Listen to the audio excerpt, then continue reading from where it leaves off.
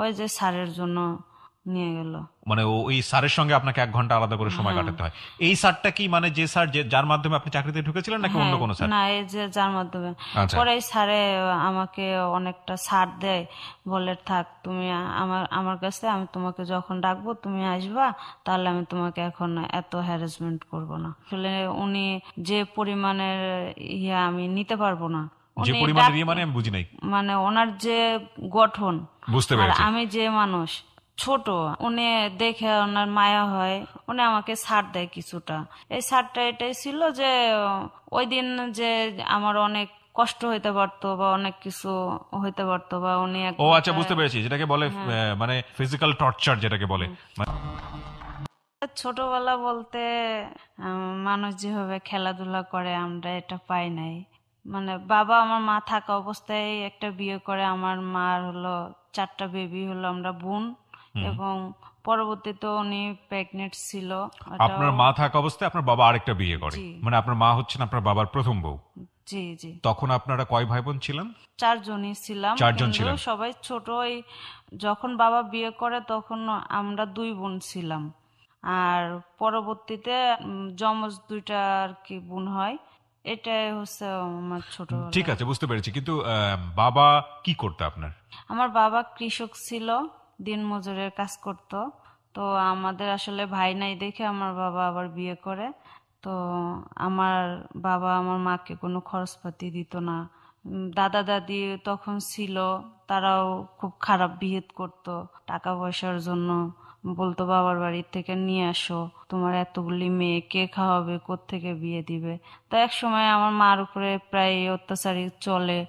আমার এটুকু মনে আছে, আমি খুব ছোট, মানে ভালো মন্দ কিছুই বুঝি না। একদিন রাত্রে দেখি আমার বাবা মাকে অনেক মারতেছে, তা আমি আমার মার সাথে বসে বসে কান্না করতেছি। পরে আমার মা, মানে আমাদের তখন ওই গ্রামে, বাবার গ্রামের বাড়িটা এতই ভিতরে ছিল যে ওখান থেকে হেঁটে আসা লাগতো আর কি। পরে ভ্যান বা বাস এগুলির কালেক্ট করা লাগতো। তো আমার বাবা আমার জানে যে আমরা চলে আসছি, কিন্তু কিছু বলে নাই। আর পরে আমরা নানা বাড়িতে আসি। আমার নানা আমাদেরকে একটা, মানে পাশে একটা সরকারি জায়গা আছে রাস্তার পাশে যেটা থাকে, উনি আমাদেরকে বললো তুমি এক কাজ করো, এখানে ঘর উঠাইয়া থাকো। তো আমার মা একটা মাটির ঘর উঠাইয়া ওখানে বেশ কিছুদিন ভালোই ছিল। পরে একদিন বৃষ্টির পানিতে, আসলে তো ওটা রাস্তার একটা ঢাল, জি। যে কারণে পানি এসে ওটা নিয়ন্ত্রণে রাখতে পারে নাই। আমার মা এক মেম্বারের বাসায় কাজ করতো, আর সেখান থেকে যা পেতো আমাদেরকে খাওয়াইতো। আমার নানা নানি তাদের আর্থিক মোটামুটি ছিল, আমার মা না করলেও পারতো, কিন্তু আসলে পরিস্থিতির কারণে একটা মহিলার থাকলে তার বাবা মা বা তার ভাই ভাবিরা যেভাবে রিয়াক্ট করে সেভাবে করতো। আপনার মা ওই সময়টা কিছু করতো? ওই মানুষের বাসায়, এক মেম্বারের বাসায় কাজ করতো। জি। আপনি পরিবারের কি ওই সময় বড় ছিলেন, মানে না, সবার আমি বড়? মেজো ছিলাম। আপনি মেজো ছিলেন। আমার বাবার বাড়ি হচ্ছে জীবননগর। তো ওখান থেকে একটা গ্রাম আছে হরিয়াননগর বলে নাম। তো ওই সময় আপনার বৃষ্টি হলে আমি আর এখন যে সাইজে আছি, আমার কোমর পর্যন্ত কাদা হয়ে যেত। তখন মনে করেন 7-8 বছরের বাচ্চা কাদার ভিতরে গেড়ে যাবে, এরকম একটা গ্রাম। তো ওখানেও মনে করেন উনি ওই যে যারা একটু অবস্থাশালী তার বাসায় সারাদিন কাজ করে বা 2টা ভাত দিত, এই না আমাদের বোনদেরকে খাওয়াইতো বা উনি খাইতো, বা উনি অনেক সময় খাইতো না এরকম। কিন্তু আমার বাবা আমার মাকে দেখতোই না। না, কিন্তু আপনার মা কি আপনাদের 4 বোনকে নিয়ে ওইরকম ভাবে আলাদা হ্যাঁ, হয়ে গেল? আমার বাবার সাথে ডিভোর্স হয়েছিল না, কিন্তু আমার বাবা তো যে আমার ছোট মা তাকে নিয়ে আছে। আমার দাদা দাদি এরাও কোনো করে না। মামারা মার সাথে খুব খারাপ বিহেভ করে। তো এক সময় আমার বাবা আসে, আইসা আমার মাকে বলে কি, ঠিক আছে যা হয়েছে হয়েছে, চলো এখন থেকে আমরা। তখন আমার ওই মার একটা ছেলে হচ্ছে, আমার মার ওই আবার আগের মতো করে। তখন আমরা আর কি বোনরা নেই। পরে আমার মা আবার চলে আসে, মানে টর্চারিং সহ্য করতে পারে না। আগে তো বাবা একা মারতো, পরে আমার ওই মাও ধরে মারতো। তো বলেন, আপনি মন খুলে বলেন, আপনার যদি কান্না আসে আপনি কাঁদবেন। আজকে লাখ লাখ মানুষের সামনে আপনি বলতে এসছেন। প্রিয় শ্রোতা, এখানে একটা বিষয় বলি, ওর যে ঘটনাগুলো আজকে এখানে রিভিল হবে সেটা আসলেই প্রেডিক্ট করতে পারবেন না আপনারা। আমরা সবসময় বলি যারা এখানে আসেন তাদেরকে আমরা 2 ঘন্টা খানেকের জন্য ফ্লোর দেই, তারা মন খুলে বলুক, যেভাবে তাদের বলতে ভালো লাগে বলুক। দে আর নট পারফর্মার, এবং এই জন্যই এই শোটা এন্টারটেইন শো না। জি বলুন। তো আমার নানারা একবার বলে কি, ঠিক আছে তোমার আর ওখানে যাওয়া লাগবে না, তোমার এখানে আমি একটা ব্যবস্থা করে দিব, তুমি 4 মেয়েকে নিয়ে করো। পরে আমার মাকে একটা দর্জি কাজ শেখানোর জন্য কি যেন একটা এনজিও ছিল, তো ওখানে ওনাকে দেয়া হয়। এর মাঝে মনে করেন আমার মামারা কয় মরতে পারোস না, আমার মাকে অনেক কিছু বলে। তো আমার বড় বোনকে তখন আমার মা অনেক অভিমানে কষ্টে একজনের বাসায় দিয়ে দেয়। টাউনের একজন ডাক্তার ছিল, তার ছেলের বাসায় ছোটখাটো হুকুম শোনার জন্য। পরবর্তীতে আরেকজনে আমার ওই যে মা পাশাপাশি মেম্বারের বাসায় কাজ করতো, তার আত্মীয় হয়। সে একদিন এসে বললো কি যে এরকম আমার একটা ভাই আছে, তার আসলে একটা বাচ্চার দরকার, সে কাজের লোক চায় না, সে একটা মেয়ে চায়। তো ওনাদেরকে বললে ঠিক আছে আমার মেয়েকে দিব। মানে ওনারা আসে নিতে, আমি যাই না ওনাদের সাথে, আমি আমার মাকে ছেড়ে যাব না। পরে সাথে করে আমার মা যায়, যে কয় কি আম্মু তুমি এখানে দাঁড়াও আমি আসছি, এই যে আমাকে রেখে চলে আসে ওই বাসায়। অনেক কান্না করি, ওনারা আমাকে অনেক আদর করে ওই মুহূর্তে। তারপরে এটা ওটা বোঝায়, কয় তোমার আম্মু তোমার বাবার কাছে গেছে, তোমার বাবাকে নিয়ে আসবে। এইভাবে দিন যায়। এক সময় আমি ওখানে অ্যাডজাস্ট হয়ে যাই, যে সবার সাথে মিশি খেলি, কোনো কাজ করতে হয় না, কোনো খাওয়ানোর কষ্ট নেই, কিছু না। কিন্তু আমার বড় বোন সে খুব খারাপ ছিল, তাকে মারতো। তো আমি মাঝে সাঝে যাইতাম। পরে আপনি আমি থাকতেন কোথায় ওই সময়টাতে? দর্শনায় একজনের বাসায় থাকতাম। তারা আমাকে পড়ালেখা করাইতে চাইছে, আসলে যেভাবে করাইতে চাইছে ওইভাবে কখনো পড়ালেখা হয় না। আর এমনিতে তো ছোটদের এমনি পড়াশোনার একটা মন মানসিক থাকে না। তারপর আমার ওখান থেকে আমি আর কি খেলাধুলা করি, বড় হই ওখানে 1 বছর বা 1.5 বছর। জি। তো তখন আমার পক্স হয়, নানার বাড়িতে রেখে আসে, যে ওকে দেখাশোনা করবে কে। তো ওর মধ্যে আমার আম্মা একদিন আসে, আমাকে দেখে যায়। পক্স হয়ে মনে করেন কালকে আসছি, আর পরের দিন খবর আসে যে আমার আম্মা এরকম মারা গেছে। এবং আমার আম্মাকে আমার বাবা এবং মা মিলে ওনাকে মেরে মুখের ভিতরে বিষ ঢেলে দিছে, যে তার শরীরে বিভিন্ন অংশে মাটি কাটা একটা লোহার, যেটাকে আমরা শাপল বলি, ওইগুলি দিয়ে আঘাত করার কারণে মৃত্যু হয়। তো এটা আপনি মানে হঠাৎ করেই জানলেন নাকি আগে থেকে কিছুটা টাচ করতেন? না, আগের থেকে টাচ না, আমি তো তখন ছোট, তখন আমার হয়তো 8.5 বছর হয় নাই, হ্যাঁ, তো এরকমই আপনি হবে। জানলেন কিভাবে ঘটনাটা? হ্যাঁ, হ্যাঁ। পরে আমার ওই যে ছোট বোন ছিল, জি। সে কয় জানো আপা, আমার না অনেক মারছে। আমাকে ও কে তো মার সঙ্গেই থাকতো? হ্যাঁ, ও আচ্ছা। মার সাথে ছিল, একটা মার কাছে ছিল, আর একটা আমার নানা বাড়ি ছিল। আচ্ছা, মানে ওরা তো জমজ। তো তখন আপনি গিয়ে মাকে কি অবস্থায় দেখলেন? আমি তো গেছি, আমি আমার খালা আমার আম্মা আমারা সবাই অনেকজন গেছি। যাওয়ার পরে আমার মাকে দেখি মৃত মুখ, মুখ দিয়ে ফেনা বাইর হচ্ছে, এবং মুখের যে ভিতরে যে বিষ যাবে সে বিষটা আর যায় নাই, কারণ ওনাকে তো মারার পরে বিষটা ঢেলে দিছে। তো নানারা বলে কি যে এটা নিয়ে আর করে লাভ নেই, তো কোনো বিচারই হবে না, শুধু শুধু টাকা পয়সা নষ্ট হবে। কিছুই বলেন না আপনার বাবাকে? ওই সময় গিয়ে বাবাকে পান নাই ওখানে? হ্যাঁ, বাবাকে পাইছি। বাবা মানে ওই সময় তো আমার মাকে নিয়ে সবাই ব্যস্ত, আচ্ছা। আর আমরা তো ছোট, আমরা তো করি না। এলাকার মানুষে বলছিল কেসের জন্য, তা আমার নানা বলছে যে না, কেস করে আমার তো যে চলে যাওয়ার সে তো গেছে, আর কেস করেই বা কি হবে। আমার নানা আর কেস করে নাই, কয় না আমার মেয়ে এমনি অনেক কষ্ট করে মারা গেছে, তাকে আর কষ্ট দিতে চাই না। পরে এনে পরের দিন আর কি মাটি দিয়ে দেয়। এরপরে আমাদের জীবনে আস্তে আস্তে আমার ওই বোনগুলো বড় হয়। আপনি তখন কোথায় থাকেন? আপনার তো তখন তখনও, পক্স উঠেছে। হ্যাঁ তখনও আমি এই বাড়িতে থাকি। এই বাড়ি বলতে? মানে আমি যাদের কাছে থাকি আর কাজের মেয়ে হিসেবে যেখানে ছিলেন? হ্যাঁ, আচ্ছা। আমার বড় বোন ওখানে অনেক অত্যাচার পেত। বড় বোন কোথায় ছিল? বড় বোন হলো আমি যেখানে থাকতাম ওখানে আরেক হেঁটে গেলে 20-15 মিনিট লাগতো। ওই এতটা- আরেকটা বাসা হ্যাঁ, কাজের মেয়ে হিসেবে ছিল? ও কাজের মেয়ে হিসাবে ছিল। তো অনেক সময় শেয়ার করতো যে আমার এখানে অনেক কষ্ট হয়। আমরাও বলতাম কি আমাদের তো কেউ নাই, আমরা কোথায় যাব, আমরা তো অনেক ছোট, তখন বুঝি না। আমি আর একটু বড় হই, আবার ওই বোন দুটো একটু বড় হয়, বড় হওয়ার পরে ওদেরকেও আমরা এক জায়গায় দিয়ে দিই, কারণ আমার মামা মামিরা পছন্দ করে না। কয় কি যে মা মরে গেছে, মা ওরা ভূত রেখে গেছে, জ্বালায় পুরো মেরে ফেলবে। এগুলো বলতো আপনাদেরকে? হ্যাঁ, খুব ছোট থেকে আমার কেউ কিছু বললে সহ্য হতো না, খুব কান্না করতাম মাঠের মধ্যে যে। পরে আমার ওই দুই বোনকে আমি নিয়ে আসি, আমি যে বাসায় থাকতাম তার বড় মেয়ের তখন বিয়ে হয়েছিল, বড় মেয়ের কাছে একজন চলে যায়, আরেকজন ছোট মেয়ের কাছে থাকে। তো ওরা তো তেমন একটা কাজ করতে পারে না।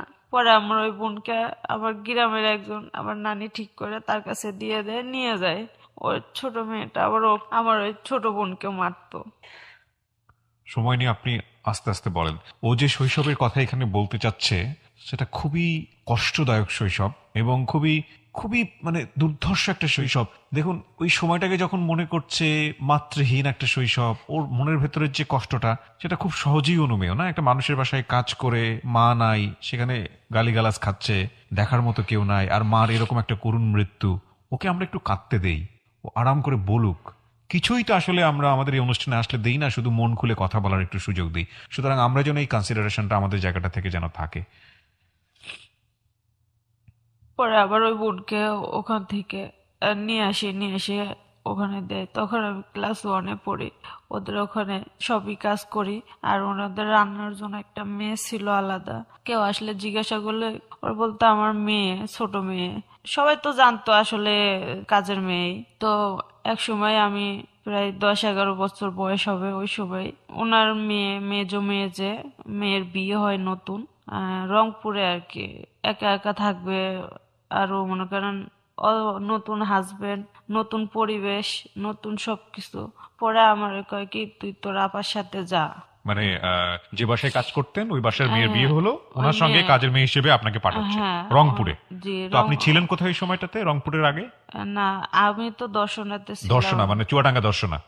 ওই মেয়ের হাজবেন্ড চাকরি করতো একটা সরকারি অফিসে, তো পোস্টিং ছিল ওই জায়গায়। আমার আর ওই আপাকে পাঠাই দেওয়া হলো, এটা রংপুরে। রংপুরে, আচ্ছা। হ্যাঁ, ওখানে ওই সব কাজ কামি করে উনি খালি রান্নাটা করতো।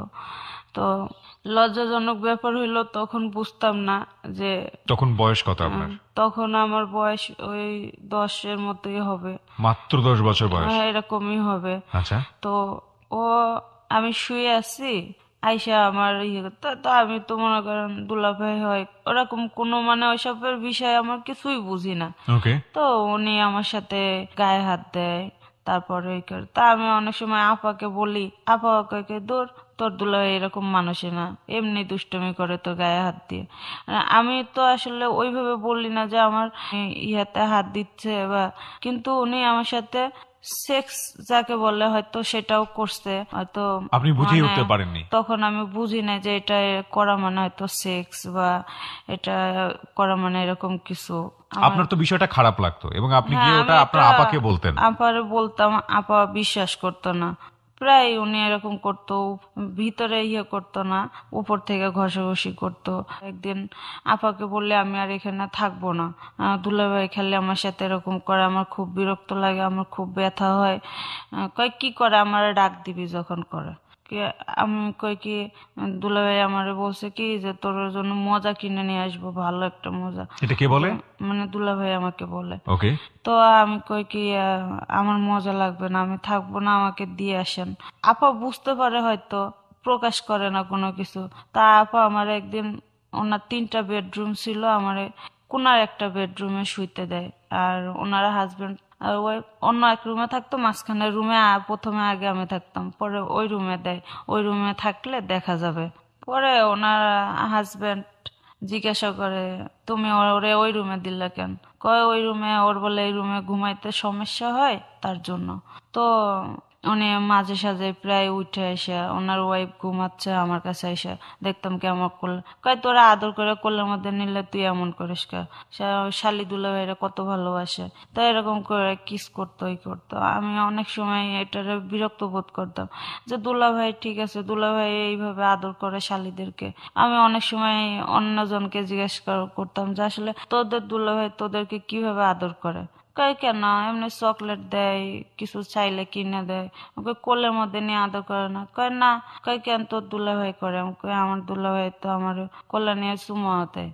আমি তো আসলে ওই জিনিসগুলি তখন আমার মেমোরির ভিতরে নাই যে এগুলো আসলে মানহানির ব্যাপার এবং এগুলো বা যে আমার নিজে অসামাজিক ব্যাপার, এগুলো যে উচিত না, এগুলো আপনি তখন জানতেনও না, কেউ তো আপনাকে আমি কখনো শিখায়ও বুঝিও না। না এগুলি। আমি হাজবেন্ড ওয়াইফ কাকে বলে তখন এগুলিও আমি বুঝি না। বয়স তখন আপনার মাত্র 10 বছর। হ্যাঁ, বয়স 10 বছর হলো, আসলে পরিবেশটা তখন কারণ আপনি সে ধরনের পরিবেশে তো বড়ই হননি, মার কাছে থাকেননি, ছোট বয়সে কাজের মেয়ে হিসেবে বাসায় চলে এসেছেন। যেখানে কাজের মেয়ে হিসেবে ছিলাম তারাও খুব সচ্ছল ছিল, যে বিয়াদ্দপের কোনো কিছু দেখা আচ্ছা চলা, আচ্ছা আচ্ছা। এমনি টিভি দেখা পছন্দ করতো না। ওই শুক্রবারে মানে আসলে কনজারভেটিভ ছিল অনেক বেশি, বুঝতে পেরেছি। পরে এক সময় ওই আমি যার কাছে থাকি তার বাবা যায়, তা আমি তো আসলে ওইগুলি বলি না। আমি বলি কি, দুলাভাইয়ের সাথে আমি থাকবো না, আমি চলে যাবো, আমাকে নিয়ে যান। উনি আমারে বলে কি যে না, তুমি এখন আরো 1 মাস থাকো, পরে আমি তোমাকে নিয়ে যাব। পরে আমি অনেক জোর করি, জোর করার পরে উনি আমাকে অনেক ভালোবাসতো। তো উনি আমাকে এতটাই ভালোবাসতো যে আমি বলতাম যে আমার এই জিনিসটা চাই, কোনো সময় বলে নাই যে না তুমি এইটা এত টাকা দাম তুমি কেন চাচ্ছ। তো আমার উনি যায়, আমি ওনাকে বড়াব্বা ডাকি। তো আমি বড়াব্বা আমার বলে কি যে ঠিক আছে, তুমি থাকো, আমি এর বাইরে থেকে আসতেছি, পরে আইসা তোমার নিয়ে যাব। চলে যায় না বলে, ওই যে আসছি বলে খুবই খারাপ লাগে এগুলি করে। তারপরে বাসার সব কাজ আমি করি, তরকারিটাও আমি কেটে দিই, এমনকি মাছটাও। পুরা সংসারে কাজ করা, আবার মনে করেন আমি তো কখনো এই বাসায় থাকতো এরকম কাজ করি নাই, এদের আরো একটা কাজের মেয়ে ছিল। তারপরে আমার ওই যে বড়াব্বা যে ডাকি, বড়াব্বা চলে আসে, চলে আসার পরে আমি ওখান থেকে পালিয়ে যাই। পালিয়ে যায় মানে হারিয়ে যায়। পরে ছোট তো, আমি কিছু বলতে মানে ওই পারি না। বাসা থেকে এই ধরনের অত্যাচার সহ্য করতে না পেরে আপনি ওখান থেকে পালান। হ্যাঁ, পালিয়ে যায়। তো টেলিফোনে জানাই, আর আমি তো মনে করেন আমার জেলা কোথায় তাও বলতে পারি না, বাড়ির ঠিকানাও আমি জানি না। পালিয়ে কোথায় গেলেন? আমি মনে করেন ওখানে যায়া ওই চলতেই আছে, হাঁটতে হাঁটতে হাঁটতে এক জায়গায় যায়া পরে এই স্টেশন আছে, ওখানে ঘুমাইয়াছিলাম। পরে একজন আইসা আমার ইয়ে করে আর কি, ওরা আর কি বিক্রি করে দেওয়ার জন্য আমারে পরিকল্পনা করছে। পরে এই যে আপনার রেল স্টেশনে খালি ঘর থাকে, ওর মধ্যে নিয়ে রাইখা দিছে। যে এর মধ্যে তারা আমারে অনেক খোঁজাখুঁজি করে, ই করে না। আমি ওখান থেকে তো ওই ভাঙা একটা ইয়ে ছিল, 2 দিন ছিলাম ওখানে, না খাওয়া না দেওয়া। এর মধ্যে মনে করেন ওরকম কোনো টর্চারিং হয় নাই। পরে আমি ওখান থেকে ওই ফুটা দিয়ে বাইরে হয়ে চলে যাই, যে একটা ট্রেনে উঠি। ওই ট্রেনে আর কি যে টিকিট কাটে যে লোক, উনি আমাকে জিজ্ঞাসা করে যে তুমি কোথায় যাবা। আমি খালি আমি মানে আমাদের ওখানে ওটার নাম হলো হল্টে, হল্টের নামটা বলতে পারি। পরে উনি আমারে সবকিছু শোনা পরে উনি আমারে নিজ দায়িত্বে পরে ট্রেনে আর কি, কোন ট্রেন যাবে সেই ট্রেনে আমাকে উঠাই দেয়। তো এইভাবে আমি আর কি চলে আসি। মানে আপনি ওই সময়টাতে কোথায় যাচ্ছিলেন, কোনো কিছু ঠিক ছিল? না, আমি ওই সময় আসলে আমার ওইটাই কষ্ট যে আমাকে নিল না, আমার কষ্টটা বুঝলো না। আমি আর এখানে থাকবো না, আমি যেখানে পারি সেখানে চলে যাব। প্রশ্ন হচ্ছে কোথায় যাবে, প্রশ্ন হচ্ছে কোথায় তার ঠিকানা।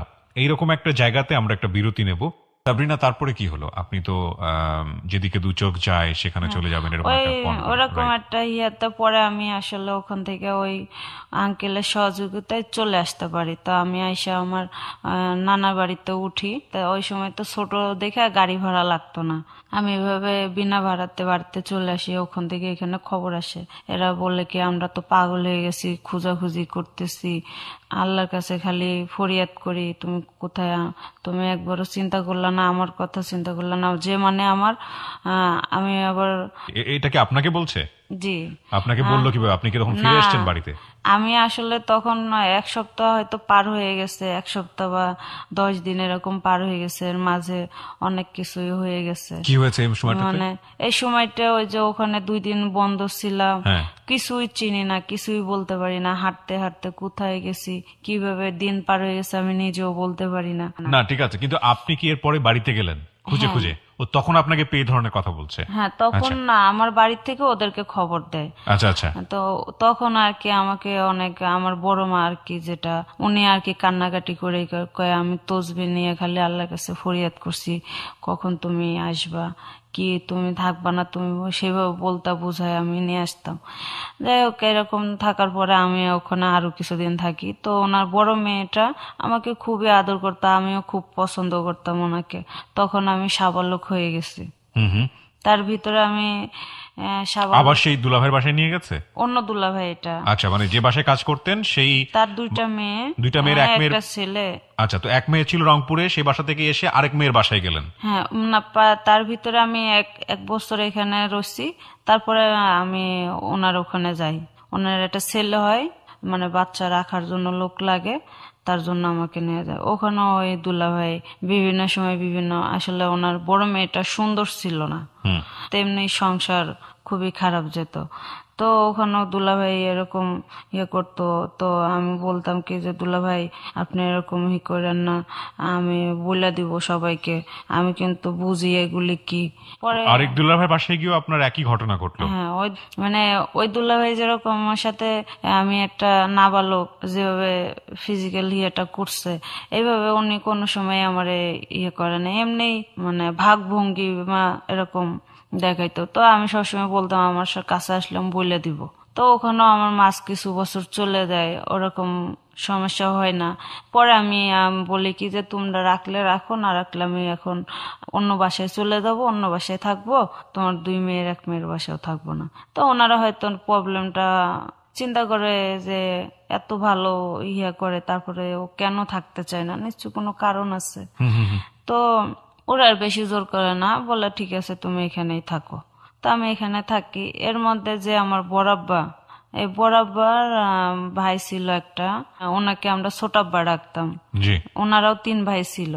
তো ওনাকে আমি এরকম কোনোদিন কিছুই দেখি নাই যে যেটাতে মানুষের মনে হইতে পারে যে একটা অন্যরকম ভাব ভঙ্গি বা একটা কিছু আসে না। তখন তো আমি সাবালক, একটু হইলেও বুঝি। তখন তো ওনার 2 মেয়ে বিয়ে হয়ে গেছে, ছেলে ভার্সিটিতে পড়ে ঢাকায়। বাড়ির মধ্যে ওনারা জামাই বউ 2 জন, ওনার ভাই আর আমি। একটু আপনাকে ইন্টারাপ্ট করছি পুরো বিষয়টা বোঝার জন্য। বড় আব্বার বাসার কথা বলছেন আপনি? এটা বড়াব্বা আমি যার বাসায় থাকতাম, ওই বাসার মালিককে আপনি বড়ব্বা হ্যাঁ, বলতেন? বড়াব্বা বলতাম। ঠিক আছে, তো ওই বাসায় 2 মেয়ের বিয়ে হয়ে গেছে, বড়ব্বা আছে আর বড় মা আছে, আর কে আছে? আর ওই বড়াব্বার ভাই মানে ছোটাব্বা। মানে বড় আব্বার ছোট ভাই? হ্যাঁ ওকে, তাই তাকে আপনি ছোট আব্বা বলতেন। তো এই মোট 3 জন? হ্যাঁ, ওনারা ফ্যামিলি মেম্বার 3 জন, আর আমারই নিয়ে 4 জন। মোট 4 জন থাকেন। হ্যাঁ, বলেন এবার। তো 4 জনের ভিতরে উনি ওষুধ একটা কোম্পানিতে চাকরি করতো, ছোট আব্বা, যে উনি Okay. এখানেই বেশি থাকতো। ওকে। একবারে যে পার্মানেন্টলি থাকে তা না। একদিন রাত্রেবেলা ঘুমের ভিতরে, গভীর ঘুমে সারাদিন পরিশ্রম করার পরে সিট কিনে আটকাইতাম না, কিনে আটকায় আসলে সেরকম তো কোনো পরিবেশ ছিল সিচুয়েশনও তৈরি হয়নি। হ্যাঁ। না। আর তার যে একটা ইয়াং ছেলে, সে তো ঢাকাতে থাকতো। হুম। তো এরকম কোনো টেনশনের ইয়ে নেই। তো এরকম উনি ঘুমের মধ্যে একদিন আমার রুমে গেছে। ছোট আব্বা? হ্যাঁ, ছোটাব্বা। পরে উনি আমারে হাত পা চাইপা ধরছে। পরে আমি কই ছোটাব্বা আপনি আমারে ছাড়েন, আপনি আমার আব্বা সমান, আপনি আমারে কিভাবে এরকম করেন। পরে উনি আমারে মানে খুব জোর জবরদস্তি করে। পরে আর উনি আমাকে ছেড়েই দেয়, যে আমি চিল্লাচিল্লি, কারণ পাশের রুমে তো ওনার ভাই, উনি তো আমার হাত দুইটা ধরতে পারছে, এখন মুখ দুইটা আর করতে পারতেছে না, আমি তো এখান থেকে খুব জোর করতেছি। পরে এক সময় চিন্তা করলাম যে আমার তো সবাই এরকমই করে, তো আমি আর এখানে থাকবো না। আমার ওই বর্মার কাছে উনি আমাকে একটা সোনার চেন বানাই দিছিল, হুম হুম হুম। তারপরে ছোট কানের দুল, এগুলি। কারণ আমার তো কোনো মাসিক বেতন ছিল না, এমনি শখ করতাম, সেই হিসাবে আমাকে দিছে। খাওয়ার জন্য টাকা দিত। জি। তা আমার বরাবর আবার একটা ব্যাংক ছিল, এই মাটির ব্যাংক, পয়সা রাখতো 5 টাকার কয়েন। ওনারা যে সময় বাসায় না থাকে, ব্যাংকটা ভেঙে অনেকগুলি টাকা পায়, তখন ঢাকায় আসতে ভালো মানে ব্যাংকটা ভেঙে আপনি চুরি করেন? হ্যাঁ, ওটা Okay. চুরি করি আর কি। আসলে ব্যাংকটা আমার নামেই বলছিল যে আমাকেই দিব, এই জন্য আর আমি ও চুরি বলি আচ্ছা, ওই না। ব্যাংকে যে পয়সাগুলো জমতো বলতো যেটা আপনাকেই দিবে? হ্যাঁ, এই জন্য আর আমি এটা চুরি বলি না, তবে চুরি করছি, ওনাদেরকে না না বলে বলে আপনি আমি নিয়েছেন, নিয়ে আসছি। কিন্তু আপনার হাতে উপায় ছিল না আসলে। আপনি আমার কাছে ওরকম কোনো টাকা ছিল না। রাইট। তো আমি ওটা নিয়ে ঢাকায় চলে আসি। ঢাকায় আসার আগে আমার একটা মানে বান্ধবীর মতো ছিল, তার এক ফুপু ছিল ঢাকায়। হুম। ওর কাছে যায়, ও আমার ঠিকানা দেয়। তো আমি ঢাকাতে আসি, বিভিন্ন মানুষের কাছে ঠিক অ্যাড্রেস জিজ্ঞাসা করি, পাই না। ওনার ওই বাসা চেঞ্জ করে ফেলছে। আপনি কোথায় গেলেন পালিয়ে? আমাকে একটু আরেকবার জিনিসটা ক্লিয়ার করেন। আপনি আমি পালিয়ে আমার একটা বান্ধবীর মতো, তার এক ফুপু আছে ঢাকাতে থাকে, ওর বাসায় গেলেন? হ্যাঁ, ওর বাসায় যে ঠিকানাটা নিছিলাম, রাত্রে গাড়িতে চলে আসছি। আপনি কোথায় যাচ্ছেন আলটিমেটলি, আপনার উদ্দেশ্য? আমার উদ্দেশ্য আমি ঢাকাতে আসবো। ঢাকায় কার বাসায়? ওই বান্ধবীর ফুপুর বাসায়। ওর ফুপুর বাড়িতে কেন যাবেন? ওর ফুপু ঢাকায় থাকে। আচ্ছা, ওখানে গিয়ে আপনি কি করবেন? এখানে আইসা সে আমার কোনো না কোনো ব্যবস্থা করে দিবে। সে কি আপনাকে আগে থেকে চিনতো? সে আমাকে চিনতো না, কিন্তু ওর সাথে আমার খুব ভালো হয়েছিল। ও আপনাকে কথা দিয়েছে যে ওখানে গেলে একটা ব্যবস্থা করে দিবে। ব্যবস্থা করে দিবে। ঠিক আছে, তারপর? ফুপুর বাসায় আর কি ঢাকায় আসছে। আচ্ছা। আইসা উনি আর কি বাসা চেঞ্জ করছে, ওই বাসায় থাকে না। তো এখন তো আমি তো খুব বিপদে পড়ে গেছি, কোথায় যাব, কাঁদতেছি। পরে একবার এলি বলে কি তুমি আমার এখানে রাত্রে থাকো, আমি ওর অফিস চিনি তোমাকে। তখন আর কি এগুলি বুঝতে এলাকা ছিল, মিরপুর এলাকাটা। আচ্ছা, মানে অপরিচিত এক বাড়ি হলি। তো উনি আমারে কয় কি তোমার ব্যবস্থা করে দিব না, আমি খুঁজে দিব ওকে। ওনার হাজবেন্ডের হোটেল ছিল একটা খাওয়ার। তারপরে আমি ওর ওখানে যাই, থাকি। আমার গার্মেন্টস ছোট দেখে নেয় না। তো যে বাড়িওয়ালি আপনাকে আশ্রয় দিল উনি আসলে কি? উনি আমাকে ওই ওনারে খুঁজে দিচ্ছে। আপনি যেই বাসাটায় ওনার ফুপুকে খুঁজতে যাচ্ছিলেন সেখানে যাওয়ার পর তো ফুপুকে পেলেন না। জি না। তো তারপর আপনি কার কাছে গেলেন? এক রাতের জন্য ওই বাসায়, যে বাসায় ওর ফুপু থাকতো ওই বাসায় আর কি। বাসাওয়ালি আপনাকে থাকতে দেয়? জি, বাসায়। কি বলে থাকতে দেয়? যে তুমি থাকো আজকে, কালকে তোমার আমি ওর গার্মেন্টস চিনি, তোমাকে চিনাই দিব। আচ্ছা, ঠিক আছে। মহিলা তার মানে আপনার যে ফুপুর কাছে আপনি গেছেন তাকে চিনতো সে? হ্যাঁ, সে চিনতো। ঠিক আছে, তো আপনি বাসায় থাকলেন, তারপরে কি হলো? রাতটুকু গেল, সকালবেলা ওনার হাজবেন্ড ওই যে হোটেল খোলার সময় আমাকে নিয়ে ওনার ওই বাসায় দিয়ে আসে। দিয়ে আসার পরে ও বলে যে তুমি আসছো এটুকু মেয়ে, তোমাকে তো গার্মেন্টস এ নিবে না, তোমাকে কি করব আমি। পরে ও আমার গার্মেন্টস এ অনেকভাবে রিকোয়েস্ট করে। আমিও গার্মেন্টস এ বলি যে স্যার আমার তো মা বাপ কেউ নাই, আমার ছোট ছোট বোন আছে, আমার যদি একটা চাকরি দিতেন আমার খুব উপকার হতো। পরে ওর অ্যাকাউন্টেন্ট স্যার সে আর কি বলছে যে আমার যদি খুশি করে তাহলে আমি মেয়েটাকে চাকরি দিব। তো তখন আমার তো মনে করেন কিছুই নাই। আমি 1 মাস এভাবেই ঘুরলাম ফিরলাম। পরে আমি ওই প্রস্তাবে রাজি হয়ে যাই, কারণ আমার তো আর কিছু করার নেই। ওই মহিলা আপনাকে প্রস্তাব দেয়? হ্যাঁ, ওই মহিলা আমাকে কইছে কি যে তুই যদি একটু স্যারকে খুশি করিস তাহলে তোর এখানে চাকরি হয়ে যাবে। গার্মেন্টস এর স্যারকে? হ্যাঁ, মানে যিনি আপনার বস হবে। স্যার। তখন বয়স কত? তখন আপনি সাবালিকা? আচ্ছা, কিছু বিষয় নোট আছে এখানে, প্রয়োজন আছে, আমি সে কারণে জিজ্ঞেস করছি। তখন ফুপুই বলে যে আপনার এই স্যারকে খুশি করাতে হবে, গার্মেন্টস এর এই স্যারকে? হ্যাঁ, গার্মেন্টস এর স্যার। আচ্ছা, তো আপনি রাজি হয়ে গেলেন? এখন আমি তো 1 মাস ঘুরছি, কোনো ইয়ে পাই নাই। তখন তো মনে করেন এই দারিদ্রতা সবারই কম বেশি। এখন আমার তো ওই ফুপু যে আমার একটা, তখন তো মনে হয় 5,000 না 4,000 টাকা সোনার ভরি ছিল, চেনটা ওই ফুপু খায়া ফেলাইলো যে তোমার থাকা খাওয়া বাসা ভাড়া এগুলি কোত্থেকে দিবা, তোমার চেনটা দাও। এরপরে কানের জিনিস এগুলিও নিয়ে নেয়। ওই ফুপুটার সব নিয়ে নিল? হ্যাঁ, যেহেতু তুমি কিছু ইনকাম করো না সুতরাং এগুলো সব দিয়ে দাও। আর এগুলো আপনি কোথায় পেয়েছিলেন? এগুলো আপনি আগের বাসার কাজ করে করে? বড় মা আমাকে দিছিল পরার জন্য। আমার অনেক শখ ছিল ছোটবেলায় একটা লকেট সহ চেন পরবো।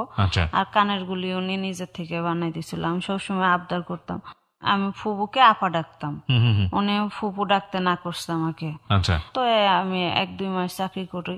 এখন এর মধ্যে মনে করেন মেকানিক্স প্রপোজ করে, এর মধ্যে ওর সাথে যাদের রিলেশন সবাই প্রপোজ করে। ওই অ্যাকাউন্টেন্টের সাথে যাদের রিলেশন তারা সবাই প্রপোজ করে? অ্যাকাউন্টেন্ট স্যার তো গেছে, যাওয়ার পরে তো মনে করেন সাবালক হইলেও বুঝি না যে এগুলির কোনো ব্যবস্থা আছে। আমি দাঁড়ান একটু, আমি বিষয়গুলো কনফিউজ হয়ে যাচ্ছি কিছুটা। একটা যেটা হচ্ছে যে অ্যাকাউন্টস যে স্যারের কথা বলেছিল আপনার ফুপু, সেই স্যারের সঙ্গে আপনার এই ধরনের একটা অবৈধ সম্পর্কে যেতে হয়, তাই তো?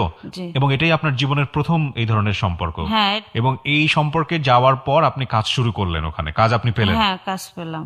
তখন আপনার বয়স কত আনুমানিক? তখন আমার বয়স হয়তো 13 বছর। 13 থেকে 14 বছর। 14 এরকম।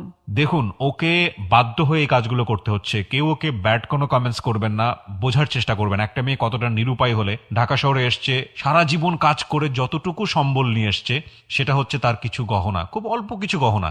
এবং যে ফুপুর কাছে এসছে, বান্ধবীর ফুপু, সেই ফুপু এগুলো রেখে দিয়েছে কারণ তার বাসায় এসে থাকবে, খাবে, খরচ দেবে কোত্থেকে। এবং সেই ফুপু প্রপোজ করেছে তুমি যদি এই অল্প বয়সে গার্মেন্টসে কাজ নিতে চাও তাহলে এরকম একটা লোকের সঙ্গে তোমার সম্পর্ক করতে হবে।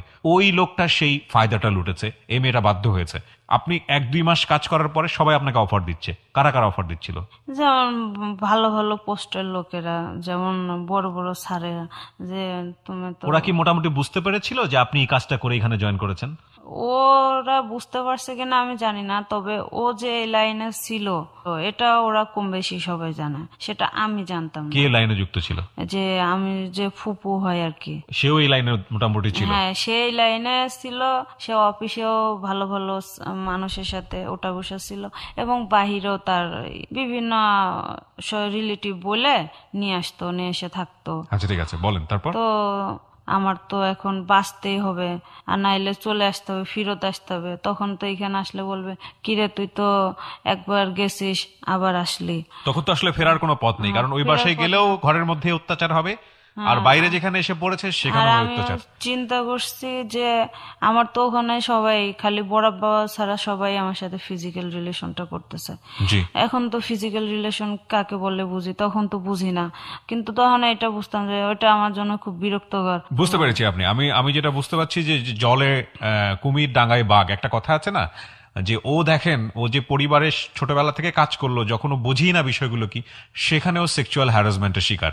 আবার যখন একটা প্রতিষ্ঠানে আসলো, মানে একটা নারী কি পরিমাণ ভায়োলেন্সের শিকার হয় আমাদের সমাজে, এই অনুষ্ঠানটা করতে গিয়ে মাঝে মাঝে আমি আমার খেই হারিয়ে ফেলি যে একটা নারীর আসলে জায়গাটা কোথায়। সে তার নিজের পরিবারে সেফ না, সে একটা প্রতিষ্ঠানে সেফ না। আজকেও সমাজের খুব প্রান্তিক পর্যায়ের একজন মানুষ, নিম্নবিত্ত পর্যায়ের একজন মানুষ, যদি আমরা ক্লাসিফাইড করি, বিভিন্ন স্তর বিভিন্ন রকমের মানুষ বসবাস করে, নিম্ন স্তর, মধ্যবিত্ত, উচ্চ মধ্যবিত্ত, উচ্চবিত্ত, তারপরে তার চেয়েও আরো বেশি। তো একটা মজার বিষয় বলি আপনাদেরকে, খুব ইন্টারেস্টিং বিষয়। সমাজের মিডল ক্লাস ফ্যামিলির যারা আছে আমাদের মতো, তারা কখনোই এই গণমাধ্যমে বা লোকের সম্মুখে এসে নিজের জীবনের এত অপ্রিয় সত্য লোকজনের সামনে কখনো ফোকাস করে না, কারণ তাদের মধ্যে অদ্ভুত রকমের আত্মসম্মানের একটা ব্যাপার থাকে। এটা ওকে সারাটা জীবন জুড়েই আবদ্ধ করে রাখে। মধ্যবিত্ত মানুষের আর কিছু থাকুক আর না থাকুক, সে আত্মসম্মানটাকে জড়িয়ে ধরেই বাঁচতে চায়। এই যে ঘটনাগুলো আজকেও এখানে বলছে, এটা প্রত্যেকটি নারীর জন্য সত্য। কিন্তু ও নিম্নবিত্ত পর্যায়ের, প্রান্তিক পর্যায়ের এবং হাই সোসাইটি যারা, এই দুই পর্যায়ের মানুষরা কখনো পিছু টানার কথা চিন্তা করে না। জানেন, এটা হয়তো সামাজিক অনেক বেশি ব্যাখ্যা আছে। আমার কাছে মনে হয় এই অনুষ্ঠান করতে গিয়ে আমার কাছে নিজের ইনটিউশন থেকে বলছি যে এরা কনফেস করতে পারে, এরা বলতে পারে আসলে জীবনে কি ঘটেছে। আমরা মধ্যবিত্তরা পারি না। কিন্তু ভেরি ইন্টারেস্টিং ফ্যাক্ট হচ্ছে এই ঘটনাগুলো সবার জীবনেই কম বেশি ঘটে, এবং ও হয়তো যেভাবে ভায়োলেন্সের শিকার হয়েছে, এবং এই সেক্সুয়াল হ্যারাসমেন্ট বিশেষ করে মেয়েদের ক্ষেত্রে, নারীদের ক্ষেত্রে, এটার যে রেশিও, এটা যে কি পরিমাণ ভয়াবহ, এটা আমি বারবার বলেছি হ্যালো 8920-তে। ঘরের ভেতর থেকে শুরু করে, আত্মীয় স্বজন থেকে শুরু করে, একেবারে ছোট বাচ্চা থেকে শুরু করে, এবং এটা নিয়ে আমাদের একটা ম্যাসিভ ক্যাম্পেইনিং হওয়া উচিত। জনসচেতনতার জায়গা থেকে এটা নিয়ে বড় করে আলোচনা হওয়া উচিত। আমাদের সাধারণ মানুষের জায়গাটা থেকে, টিচারদের থেকে শুরু করে, স্টুডেন্ট লেভেল থেকে শুরু করে, সব জায়গায়।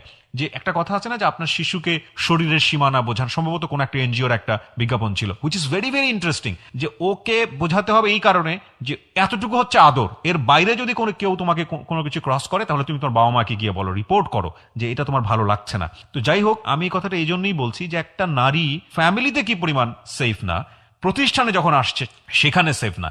এবং যখন সে ঘটনাটা বলছে, আমি ড্যাম শিওর আজকে যখন ওই ঘটনাটা এখানে বলছে, লাখ লাখ মানুষ শুনছে। আমরা আমাদের পুরুষতান্ত্রিক মানসিকতার জায়গা থেকে অনেকেই ওকে সাবসিকুয়েন্ট মাইন্ডে ধিক্কার দিচ্ছি, অর্থাৎ সে সামাজিক সেন্সের জায়গাতেও সেফ না। চিন্তা করে দেখুন তাকে কত বড় বড় প্রবলেম ফেস করতে হয়। আমরা আরেকটু সামনের দিকে এগোতে চাই।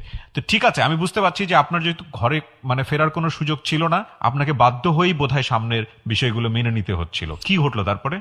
তারপরে আমি ওখানে যে আমাদেরকে আর কি চেক করে আর কি, যারা আমরা বডি টডি চুরি না করি এরকম আর কি, তার এক বাসায় নিয়ে যায় আমার সাথে 1 ঘন্টা সময় পাস করে। বুঝতে পারছি, কাপড় চোপড় যাতে চুরি করে না নিয়ে যায়। তো সে আপনাকে নিয়ে গেল বাসায়? তার বাসায় আমাকে কেন নিয়ে গেল? ওই যে স্যারের জন্য নিয়ে গেল। মানে ওই স্যারের সঙ্গে আপনাকে 1 ঘন্টা আলাদা করে সময় কাটাতে হয়। এই স্যারটা কি যে স্যার যার মাধ্যমে আপনি চাকরিতে ঢুকেছিলেন, নাকি অন্য কোনো স্যার? না, এই যে যার মাধ্যমে। পরে এই স্যারে আমাকে অনেকটা ছাড় দেয়, বলে থাক তুমি আমার কাছে, আমি তোমাকে যখন ডাকবো তুমি আসবা, তাহলে আমি তোমাকে এখন এত হ্যারাসমেন্ট করব না। আসলে উনি যে পরিমাণের আমি নিতে পারবো না। যে পরিমাণের আমি বুঝি নাই, মানে ওনার যে গঠন, বুঝতে পেরেছি। আমি যে মানুষ ছোট, উনি দেখে ওনার মায়া হয়, উনি আমাকে ছাড় দেয় কিছুটা। এই ছাড়টা কি ছিল? এই ছাড়টা এটাই ছিল যে ওই দিন যে আমার অনেক কষ্ট হইতে পারতো বা অনেক কিছু হইতে পারতো, বা উনি ও আচ্ছা, বুঝতে পেরেছি, যেটাকে বলে মানে ফিজিক্যাল টর্চার যেটাকে বলে, মানে ঠিক আছে ওকে, বাট তারপরেও তো এটা অনৈতিক। তারপরে আমি ওখান থেকে বলি ঠিক আছে আপনি যখন ডাকবেন আমি আসবো। পরে চাকরি দিয়ে আমি 2 মাস ওখানে ভালোই কাজ করি, এরপরে বিভিন্ন মানুষ আমাকে করে। তো এর মধ্যে খুব খারাপ অবস্থা হয়ে যায়। গার্মেন্টস তো কখনো করি নাই, আবার আপনার ডিউটিও অনেক, যেমন সকাল 8টা থেকে রাত 10টা 11টা পর্যন্ত ডিউটি হয়, আবার রাত নাইটও হতো। কখনোই এরকম পরিশ্রম করি নাই, রাত জাগি নাই, মানে এত পরিশ্রম অল্প ইয়েতে নিতে পারতেছিলাম না। পরে খুব অসুস্থ হয়ে যায়, মানে এতটাই অসুস্থ হয়ে যায় যে বিছানার থেকে উঠতে পারি না, জন্ডিস হয়, তারপরে জ্বর, এদিকে খাওয়া দাওয়া বন্ধ হয়ে যায়। পরে ওখান থেকে আমাকে চাকরিটা থেকে আউট করে দেয়। পরে আমি ওই স্যারকে বলি, স্যার বলে কি দেখো আমার উপরে তো স্যার আছে, রিকোয়েস্ট করে ঢুকাই দিতে পারি, কিন্তু তাতে আমার সমস্যা হবে। আচ্ছা, পরে এক সময় ওই ওই রাস্তাটাই বেছে নিতে হলো, যেটা কে আপনারা কি চোখে মানে কি বলেন আমি বলতে পারবো না, যে সব সময় আমি আপনার হোটেলে যে যেটাকে ওই ফুবু যে ছিল, ওকে তো আমি আপা ডাকতাম বললামই। তো ওই আপার ওই ভাবি ছিল একটা, সে আর কি এ ধরনের এর সাথে লিখতো অনেক বড় সিনিয়রদের সাথে, যেমন আপনার চিত্র জগতের নায়কদের সাথে বা পরিচালকদের সাথে নৃত্য ছিল। আপনার এই পুপুর ভাবি। হ্যাঁ, হয়তো তারও এমনি পরিচিত ভাবে হইতে পারে। উনি আমারেও ওর কাছে নিয়ে যায় যে ও এরকম কাজ করবে, এখন থেকে তোমাকে দিয়ে দিলাম। আপনাকে কি বলে? আমাকে বলে যে দেখ তুই তো তোর চাকরি চলে গেছে, এখন তুই কিভাবে খাবি, কিভাবে চলবি, তোর তো ছোট ভাই বোন বলে আছে, তুই তো দেশে টাকা পাঠাইতে চাস, তাহলে এক কাজ কর, তুই হয় অন্য জায়গায় চাকরি কর, নাইলে আমি তোর একটা ব্যবস্থা করে দিই, তুই এখানে থাক, অনেক টাকা পয়সা পাবি, আর না হলে তুই দেশে চলে যা। এটা ফুপু বলে? হ্যাঁ। তো তখন আপনি জিজ্ঞেস করেন না কিসের কাজ? তখন আমি জিজ্ঞাসা করি, তখন বললে কেন তুই স্যারের সাথে যে ইয়া করছো সেগুলি, এটা তো তুই একজনের কাছে যাওয়া যা 10 জনের কাছে যাওয়া হতে, এটা তো আর তোর দেশের লোক দেখতে আসতেছে না, তুই গেলে গিয়েছে তারও তোর ভালো থাকবে, তোর টাকা পয়সা ইনকাম ভালো হবে, চাকরি করে কয় টাকা পাবে, এই আমাকে দেখ আমি দেশে জায়গা কিনছি, এসে বাহিরে চলে যাবো। মানে আপনার ওই ফুপুটা ওই কাজে লিপ্ত ছিল? হ্যাঁ, কয়ে আমাকে দেখ আমি তো গার্মেন্টস করি, আমি অ্যাবসেন্ট করি, আমার অ্যাবসেন্ট ওঠে না, আর ডিউটি না করলে আমার হাজিরা থাকে, তুই কি বুঝোস না এগুলি, যে আমি কোথায় যাই, তুই তো ছোট না। তো আপনি রাজি হলেন এক পর্যায়ে সব কাজ করার হ্যাঁ, জন্য? পরে আমি নিজের থেকে বলি যে মানুষ যখন আমাকে এমনই করতেছে, সবাই আমাকে হ্যারাসমেন্ট করতে চায়, কেউ আমাকে ভালোই করে না, তাহলে আমি হ্যারাসমেন্টেরই শিকার হবো। আর কিছু তখন আপনার বয়স কত? তখনও এরকমই বয়স, এই 14তেই। 13-14 বছর বয়সে? তো 13-14 বছর বয়সে আমরা যেটাকে বলি আমাদের ভাষায় যে প্রস্টিটিউশন, আপনি সেই জায়গাটায় আপনার পেশা শুরু করলেন। কোথায় যেতেন আপনি, কিভাবে পরে ওই যে আমার ওই ভাবির কাছে দিয়ে দেয়, ওর কাছে হলো, ওর সাথে কন্ট্যাক্ট হলো যে যে টাকা পাবে তার অর্ধেক টাকা আমাকে দিবে, আর অর্ধেক টাকা সে নিবে, থাকা খাওয়া ফ্রি, তার বাসায় আমি থাকবো, সে যেখানে নিয়ে যাবে যেখানে পাঠাবে আমার সেখানে যেতে হবে। আচ্ছা। সে এমন করতো যে মনে করেন এফডিসির পরিচালক এর কাছে দিত, আপনি নাম জানতে চাইলো? না, আমি নাম জানতে চাচ্ছি না। তা 20,000 50,000 টাকাও নিত এই আপনাকে দিয়ে? হ্যাঁ, যে আমি নতুন, আমি দেশের থেকে আসছি, আর আমার তো মনে করেন বয়স কম ছিল। বয়স কম, তারপরে একটা মানুষের তো দেখলে বোঝা যায় যে না আসছে নতুন বা সেরকম। ওদের এরকম টাকা দিত, আমাকে খুব সীমিত টাকা দিত, যেহেতু ওদের কাছে 20,000 টাকা নিত, আমার কাছে 3,000 4,000 টাকা দিত। কয় তুই কি বিশ্ব সুন্দরী নাকি, আমার মতো সুন্দরী হইলে একটা কথা ছিল, এরকম ভাবে করতো। আপনি সব কাজ রেগুলার করা শুরু করলেন? পরে আমি এরকম প্রথম প্রথম মানে একদিন কাজ করাইলে আবার 1 সপ্তাহ 2 সপ্তাহ পরে আবার একদিন এক জায়গায় দিত, মানে আস্তে আস্তে পরে আমি ইজি হয়ে গেলাম, যে আমার কাছে কাজটা কষ্টের মনে হলো না। যখন ইজি হয়ে গেলাম তখন প্রতিনিয়তই করতো। পরে এক সময় আমি বুঝতে পারি যে না, ওরা আমাকে ব্যবহার করতেছে, আমার সর্বোচ্চ সবকিছু। তো আমার ওই যে ছোট থেকে একটু গহনার প্রতি নেশা ছিল। তো আমার কথা হচ্ছে যে আমি একটা মোটা টাকা, যখন একটা টাকা পয়সা গুছাইতে পারলে তখন আমি বাড়িতে এসে আমার বোনদেরকে সেভ করব, করে ওদেরকে বাড়িতে রাখবো। তো আমি ওখান থেকে ভাবির কাছ থেকে চলে আসি, মানে পালিয়ে যায় এক হিসাবে। উনি আমাকে চিটাগাং একজনের কাছে পাঠায়, কক্সবাজারে। ভাবিটা পাঠায়? মানে চিটাগাঙে পাঠায়। পাঠানোর পরে কি সমস্যা? সাবরিনা, আমরা আবারও ফিরি সেই জায়গাটিতে। আপনি একসময় চিটাগংয়ে চলে গেলেন, তাই তো? জি, তারপর? তো চিটাগাঙে ওরা আমাকে আর কি দুজনের সাথে পাঠায় যে 10 দিন থাকা লাগবে। হুম। চিটাগাং থেকে ওনারা আরো কোথাও যাবে, এরকম একটা কন্টাক্টে পাঠায়। তো আমি আর কি এবার প্রস্তুতি নিয়েছি যে ওরা তো আমাকে সবসময় ব্যবহারই করতেছে। আমি তো এখান থেকে কোনো মানে টাকা ঠিকই পাই। আমারে যদি ওরা বললাম আগে যে যদি 20,000 টাকা নেয় আমাকে 2,000 3,000 টাকা বুঝাইয়া দেয়, যে ওই সংসারের ভিতরে যেভাবে হোক পলিটিক্স করে ওরা খরচ করে ফেলায়। কারা খরচ করে এটা? ওই যে ভাবি আর কি, যে মানে তখন আপনি ভাবির আন্ডারে আছি আর কি। আচ্ছা, ওকে। ওনার ওখানে চলে এসে উনি আমাকে পাঠায়। ওনার ওখানে বেশ কিছুদিন ছিলাম। এর মধ্যে উনি আমাকে খালি বেশিরভাগ তো বিভিন্ন শিল্পী, এরপরে ভিলেন, নায়ক, পরিচালক সব মানে সব মিলাই সবার সাথে। আমরা এখানে কোনো প্রতিষ্ঠানের দুর্নাম করছি না, আমরা একটা বিষয় একটু নোট করতে চাই এখানে। অবশ্যই মহান একটা জায়গা যেখানে অসংখ্য ভালো ভালো শিল্পের জন্ম হয়েছে, আমরা রেসপেক্ট করতে চাই প্রতিষ্ঠানটিকে অবশ্যই। তবে ওনার বলার জায়গাটা থেকে উনি এভাবে বলছেন, সেটার মানে এটাই না যে আমরা প্রাতিষ্ঠানিকভাবে এটাকে আসলে কালো চোখে দেখব। তবে সব প্রতিষ্ঠানেই যে কোনোভাবেই বাজে মানুষ থাকতে পারেন, আর সেই বাজে মানুষগুলোর জন্য প্রতিষ্ঠানে কিছুটা হলেও কালিমা লাগে। এটা ওনার বলার জন্য বলা, but it's not an investigative show. সেই জায়গাটা থেকে আমরা কোনোভাবেই ক্লেম করতে পারি না একটা প্রতিষ্ঠানকে। যাই হোক, আমরা সে কারণেই সেটা এখানে মিউট করেছে। ইভেন আপনারা হয়তো বুঝতেও পারছেন না, আমার কথা থেকেও যে শব্দটা বের হয়েছে সেটাও মিউট শব্দ শুনেছেন আপনারা। কিন্তু যেহেতু শিল্পী কলা কুশলীদের নাম আসছে, সেহেতু হয়তো আপনারা অনেকেই বুঝতে পারবেন আসলে কোন প্রতিষ্ঠানের কথা বলা হচ্ছে। যেহেতু এটা ইনভেস্টিগেটিভ শো না, সেই জায়গাটি থেকে আমরা নামটাকে মিউট করে এখানে প্রচার করছি। ওকে, বলুন তারপর। ওখান থেকে আমার এই যে কক্সবাজার যে পাঠায়, কক্সবাজার থেকে আমি প্ল্যান করি যে ওদেরকে বলি যে মানে আমি খুব একটা ভালো করছি সম্পর্ক, যে আমি এখান থেকে যে ওদেরকে বলে দিছে যে আমার হাতে এসে বুঝাইয়া দিব, ও কিন্তু কিছু চিনে না, রাস্তায় দিলে ছাড়ে দিব। পরে আমি ওদেরকে মানে অনেকভাবে বুঝাইলাম যে দেখেন আপনার কি চান যে এরকম আমি সারা জীবন একজনের কাছে বন্দি থাকি, এরকম করি, তাহলে মানে যেভাবে আর কি বোঝানো এটা কি আপনি যায়। আপনার ক্লায়েন্টদেরকে বোঝালেন? হ্যাঁ, আচ্ছা। আমি ওখানে উপস্থিত আছি, কিন্তু ও বললো কি যে তোমার মেয়ে কি ওখানে পৌঁছাইছে?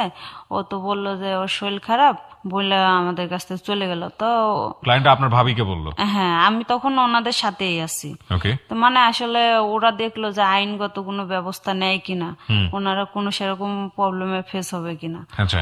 ওনারা আগে আমাকে ছাড়ে নাই, কয় আগে আমরা দেখি যদি সেরকম না হয়। পরে ওদেরকে বারবার ফোন করে কয় আসলে আমরা তো ওরে হোটেলে রেখে গেছি, আমরা বাইরে গেছি কাজে, আইসা দেখি ও আমাদেরকে এমনি বলছিল শরীর খারাপের কথা, চলে যাবে, টিকিট কাইটা দিতে বলছিল।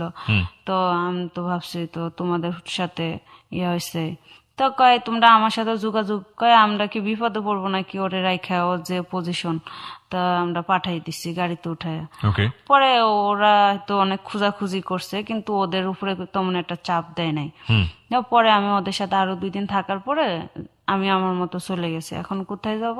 পরে আমি ঢাকাতে আসছি। আসার পরে তখন যে বাসা নিতে হয় কিভাবে বা একজনের সাথে থাকতে হয় কিভাবে আমি এগুলি জানি না। তো আমি একটা হোটেলে উঠলাম, কারণ ওই যে অনেক মানুষের সাথে হোটেলে গেছি, হোটেলের ব্যাপারটা আমি বুঝিয়ে গেছি যে কিভাবে ম্যানেজ করতে হয়। এখন দেখি যে ওখানে এই ধরনের কাজই হয়। পরে আমি আজকে এখানে 2 দিন, কালকে ওখানে 2 দিন, খুব সীমিত টাকা দেয় ওরা, যেটা আসলে ইয়ের মধ্যে পড়ে না। তো এই যে বিভিন্ন জনের সঙ্গে আপনি মিশতেন, আপনাকে মিশতে হতো, আমি বলবো প্রয়োজনের জন্য মিশতে হতো, আপনি কি তখনও জানতেন যে নিরাপদ শারীরিক সম্পর্কটা আসলে কি? না, তখনও জানতাম না। পরে তখনও না জেনেই আপনি এগুলো করে যাচ্ছেন রেগুলার? হ্যাঁ, পরবর্তীতে হোটেলে যখন থাকতাম তখন আর কি এনজিও থেকে মেয়েরা আসতো, আইসা মানে কি পদ্ধতি বুঝাইতো। হোটেলে থাকা অবস্থায় এনজিও থেকে লোকজন আসতো? হ্যাঁ, এই বিভিন্ন এনজিও থেকে, আপনার কি বাহিরের কোন একটা এনজিও বলে, ওখান থেকে ওরা আর কি যে এইচআইভি রোগের এইসব যৌন রোগের আর কি ট্রিটমেন্ট করে ফ্রিতে, যারা ওখানে কাজ করে তাদের জন্য। ওকে। তো তো যখন আমি ভাবির এখান থেকে চলে গেছি, যখন ইয়ে করছি, তখন যখন আমি আমার মতো চলে আসছি একা, তখন আমি আর কি এগুলি বুঝছি আস্তে আস্তে জগৎ কাকে বলে। মানে ভাবির এখান থেকে যাওয়ার পরে আপনি বুঝতে পেরেছেন, তার আগ পর্যন্ত বোঝেন না, তার আগ তো তখন যখন আপনি বুঝলেন ওই সময়টা থেকে আপনি এটা বুঝতে পেরেছেন যে আপনার যে সম্পর্কগুলো হয়েছে, যেটা করে আপনার রুটি রুজি চলতো, সেগুলো আসলে নিরাপদ ছিল না। না, তখন পরে আর কি এগুলি ইয়ে করছি। পরে যখন এনজিও থেকে ইয়ে করে না, তখন আমি আর কি টেস্ট করাইছি, যে ব্লাড টেস্ট করিয়েছেন? সব টেস্ট করাইছি। তো আপনার কোনো ডিফল্ট ধরা পড়েছে? না, তখন কোনো সমস্যা ধরা পড়ে নাই, আর সবাই আর কি ব্যবস্থা নিয়েই করতো। যাক, আপনি হয়তো বেঁচে গেছেন।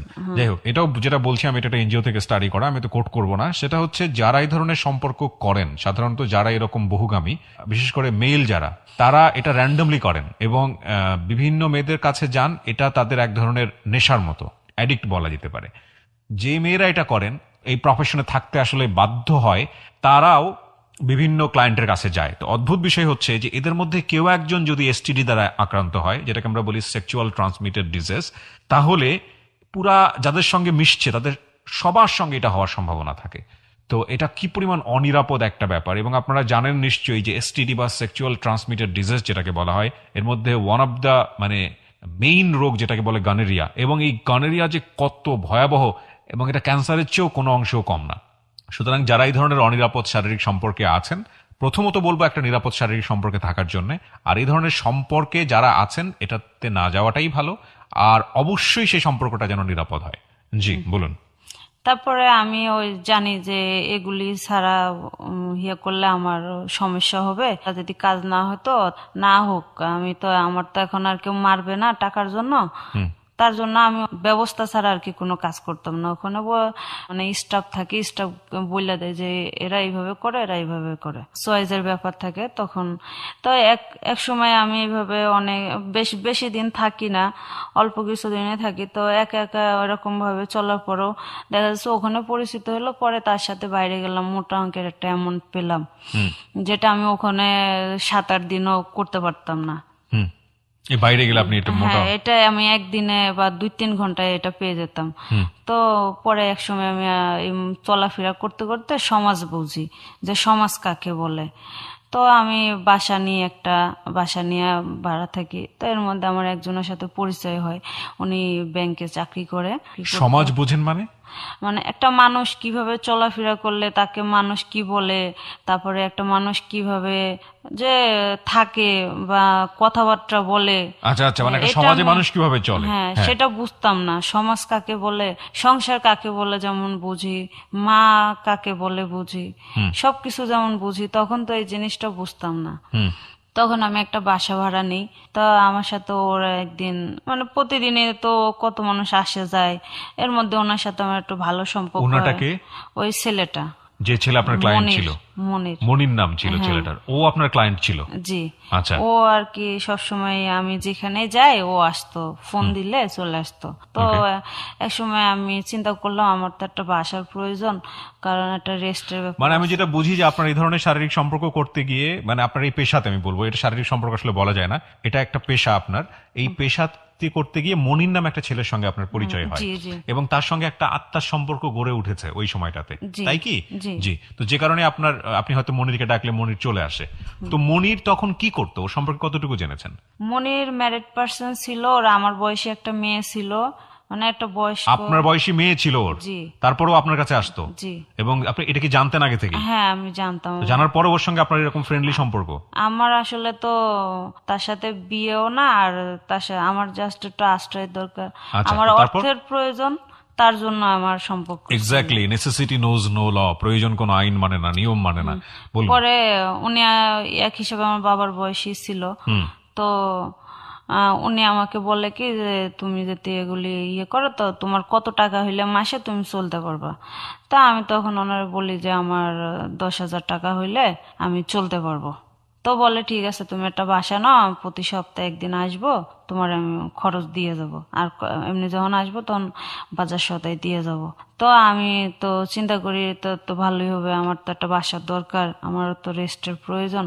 তো আমি আস্তে আস্তে ওই পথ থেকে চলে আসবো, এরকম আর কি একটা পরিকল্পনা নেই। ও কি আপনাকে অফারটা করে এরকম যে এই পথ থেকে তুমি চলে আসো? ও হ্যাঁ, সে আমাকে এরকম একটা অফার করে যে, আর আমিও মনে করেন নিজের থেকেও চাইতাম যে আমার একটা অ্যামাউন্ট হইলে আমি চলে আসবো একটা মানে কিছু অফারটা করে। ছিল এরকম যে ও রেগুলার আপনার কাছে আসবে এবং একটা অ্যামাউন্ট দিবে যেটা দিয়ে আপনার মাস চলে যাবে, জি তাই তো?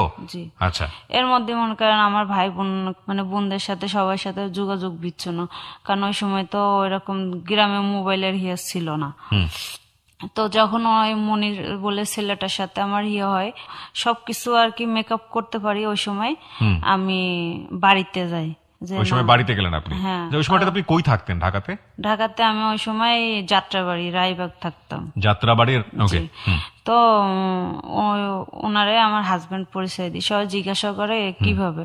তো আমাকে আসলে আমরা তো গরিব এটা জেনে শুনে উনি আমাকে বিয়ে করছে, আমি কিন্তু ওনাকে বিয়ে করি নাই। আচ্ছা, আমিও এই কোনো পরিচয়টা কাকে দিলেন আপনি? আমার বাড়িতে। বাড়িতে নিয়ে গেছেন ওনাকে? হ্যাঁ, আমার বাড়িতে নিয়ে গেছি। মানে আপনারা একটু চিন্তা করবেন যে সম্পর্কটা আসলে কোথায় যাচ্ছে ধীরে ধীরে, কারণ একজন কাস্টমার আসলে তার, যদি বিজনেস পার্সপেক্টিভ থেকে বলি, তো তাকে তিনি বাড়িতে নিয়ে গেছেন মানে হচ্ছে অন্তরের মধ্যে সম্পর্ক কিন্তু কিছুটা হলেও দানা বেঁধেছে। তখন কি আপনাদের মধ্যে কমিটমেন্ট ছিল কোনো ধরনের? কমিটমেন্ট বলতে আমি বলতে কথা দেয়া কোনো রকমের যে আপনারা না, এভাবে না, ভালোবাসার সম্পর্ক? না, এ ধরনের কোনো কিছু ছিল না। কমিটমেন্ট এটাই ছিল যে সে, আমি বাইরে যাব না, আমার যতটুকু অর্থের প্রয়োজন সে আমাকে দিবে। তো ওনাকে নিয়ে বাড়িতে কেন গেলেন? আমি বাড়িতে এই জন্য গেলাম যে অনেক বছর হয়েছে আমার বোনদেরকে দেখি না, তারা কি অবস্থায় আছে, তারাও তো আমার মতো হইতে পারে, আমি দেখবো আমার কাছে আনা যায় কিনা। আমি কি মানে তো ওনাকে নিলেন কেন? ওনাকে নিছে এই কারণে যে আমি এত বছর যাই নাই, আমার ওই যে ফুপুটা ছিল না, মাঝখানে আমি এটা আর কি মিস করছি, যে আমার ওই ফুপুটা আমাকে খুঁজছে। আসলে উনি তো ভ্যাট পাইতো, টাকা পাইতো, আমার ওই ওই ভাবির কাছে থাকা পার্সেন্টেজ পাইতো, পার্সেন্টেজ পেতো, এবং উনি দেশে যায় বলছে যে ও তো এরকম খারাপ নষ্ট, ওরা আমি বাইর করে দিছি ও এরকম ছেলেদের সাথে। তো এই জন্য আপনি ছেলেটাকে সাথে করে নিয়ে হ্যাঁ, গেছেন যে প্রমাণ করতে আমি খারাপ না। না, তো কি বলবেন বাড়িতে ওনাকে নিয়ে গিয়ে? বাড়িতে নিয়ে যায় আমি বলছি যে আমি এরকম কাজ করছি, ওনার ওয়াইফ মারা গেছে, ওনার বাচ্চা আছে, ওনার মায়া হয়েছে, এজন্য উনি আমার বিয়ের প্রস্তাব দিছে, আমি বিয়ে করছি, আমার এতদিন বিয়ে হয়েছে। এটা কি ওই ছেলে জানতো? ছেলেও জানতো যে আমি ওনারে হাজবেন্ড পরিচয় দিছি। তো ছেলে কিছু বলেনি? না, ছেলে চিন্তা করছে যে মেয়েটা তার ফ্যামিলিতে যেতে চায়, সে ফিরত এই সাপোর্টটা আপনাকে সে করেছে, সে আমাকে এই সাপোর্টটা দিছে, তারপর যে হাজবেন্ড হিসাবে শো হয়েছে। ওকে। তো আমি যাদের কাছে থাকতাম তাদের কাছেও যে করছে যে হ্যাঁ আমি এরকম ব্যাংকের ছেলের সাথে বিয়ে করছি এসে, মানে তাদেরকেও দেখে আসলাম যে আমি কাজের মেয়ে হয়েও আমি একটা ভালো ছেলেকে বিয়ে করছি, বয়সী বেশি হয়ে। বাড়িতে আপনি এটাকে শো করে আসলেন? শো করে চলে আসলাম। তো আমি আসলে তখন সে আমাকে এমনি প্রায় 1 লাখ টাকা মতো দেয়। এই ছেলেটা? ও তো ভালোই তাহলে অর্থ সম্পত্তির মালিক ছিল যেটা মনে হচ্ছে। না, সে একটা নর্মাল পোস্টে চাকরি করতো। এই 1 লাখ টাকা কেন দিল আপনাকে? আমাকে দিল যে আমি একটা যাতে দোকান টোকান দিতে পারি। এই জন্যই আমরা বলি যে জীবন আসলেই নাটকের চেয়ে অনেক বেশি নাটকীয়। বলুন তারপরে আমি তখন আর কি ব্যাংকের বিষয় তত অতটা ছিলাম না। তো সে আমার একবার বলছিল তোমার একটা অ্যাকাউন্ট করে দিব, পরে আমার জন্ম নিবন্ধন ছিল না, এগুলি আসলে সে ওগুলি আমার যে কোথাতে করে আয়না দিবে তার এরকম কোনো টাইম ছিল না। তার পরিবার ছিল, তার অফিস ছিল, তারপরে আমাকে সময় দিত, যেহেতু আমার যে সময়টা দিত ওটা সময়ের মধ্যে পড়ে না, অনেক রাত্রে আসতো আবার ভোরবেলা চলে যেত। আমি মনে করেন পাশাপাশি ওই যেগুলি আর কি ভালো ভালো কাস্টমার যাকে বলে, যে একদিন থাকলে 5-7 হাজার টাকা দিবে, এরকম যারা অনেকে এরকম ছিল, তো এগুলো আপনি কন্টিনিউ করতেন? এগুলি মনে করেন কন্টিনিউ না, মাসে 2-1 বার করে, যাতে আমি আলাদাভাবে মাসে 20-30 হাজার টাকা একটা অ্যামাউন্ট করতে পারি। আচ্ছা, এটা কি জানতো? এমনি জিজ্ঞাসা করতো, যেতে আমি বলতাম যে হ্যাঁ আমি 1-2টা করছি। আচ্ছা। কারণ সে বেশি করলে আমি বলতাম কি আমি আপনার কে, আপনি আজকে আছেন কালকে নেই, আপনার যাতে এত থাকে আপনি আমার বিয়ে করে আপনার ফ্যামিলিতে নিয়ে যান, এটা বলতেন আপনি? হ্যাঁ। সে তখন আর কিছু বলতো না। তো পরে আমি এরকম আস্তে আস্তে প্রায় একটা মোটা অঙ্কের অ্যামাউন্টই জমাই ফেলি। পরে আমি সিদ্ধান্ত নিই, মোটা অঙ্কের বলতে প্রায় 8-9 লাখ টাকা মতো আমার জমে যায়। 8-9 লাখ টাকা আপনি সেভ করেন এই কাজটা করে? এডি আমার ক্যাশ ঘরেই থাকতো। আচ্ছা। তো ঘরে থাকতে এর মধ্যে ওই ওই লোকেরই প্রায় 3-4 লাখ টাকা মতো, আচ্ছা, মনিরের। ওকে। আর বাদ বাকি টাকা আমার ওইভাবে। আর মনিরা আমাকে এত গহনা দিছে যা মনে করেন আমি যদি সারা জীবন কামাই করি তাও আমি এখন ইয়ে করতে পারবো না। ওইরকম আপনি গহনা পেয়েছেন ওই সময়টাতে? হ্যাঁ, ও আমাকে এত গহনা দিচ্ছে। আসলে আমি তো তার মেয়ের বয়সী ছিলাম, সে একটা বয়স্ক লোক। আর বুঝতে পেরেছি আর কি। যাই হোক, আপনাকে সে কনভিন্স করার চেষ্টা করতো। ওকে, সবসময়। তারপর? তো আমি মনে করেন এই আমার একজন পরিচিত ভাই আছে, তার ফ্রেন্ড হয় ও। হ্যাঁ, তো ওর সাথে আমার একদিন দেখা হয়। তো ও জানে যে খারাপ, কিন্তু অতটা না। তো জানতো কার হয় এটা, কি হয় সম্পর্কে আমি বুঝলাম না। আপনার মানে পরিচিত ভাইয়ের? আমার একজন পরিচিত ভাই, তার মানে friend? ফ্রেন্ড আচ্ছা, হয়। তো ওই ধরতে গেলে কাস্টমারের মতোই ছিল উনি, কিন্তু ওনার সাথে আমার এরকম কোনো রিলেশন ছিল না, কিন্তু উনি জানতো। হ্যাঁ, তেমনি ভাই ডাকতাম আর কি, ভাই বানাইছিলাম। হ্যাঁ, তো ওনার সাথে আমার পরিচয় হয়, হয়। তো এক সময় ওনার সাথে আমার আসা যাওয়া চলাফেরা সম্পর্ক আর কি গড়ে ওঠে। হ্যাঁ। তো ছেলেটার নাম কি ছিল? শহীদ। শহীদ, আচ্ছা। আর যে ফ্রেন্ড ছিল ওর, হ্যাঁ। ওর নাম ছিল মিজান। আচ্ছা, তো ফ্রেন্ডের মাধ্যমে আসলে আপনার ওই শহীদের সঙ্গে হ্যাঁ, পরিচয়। শহীদের সাথে আমার রিলেশন হয়। রিলেশন বলতে মানে প্রেম যাকে এটা কি বলে। শহীদই আপনাকে অফার করে?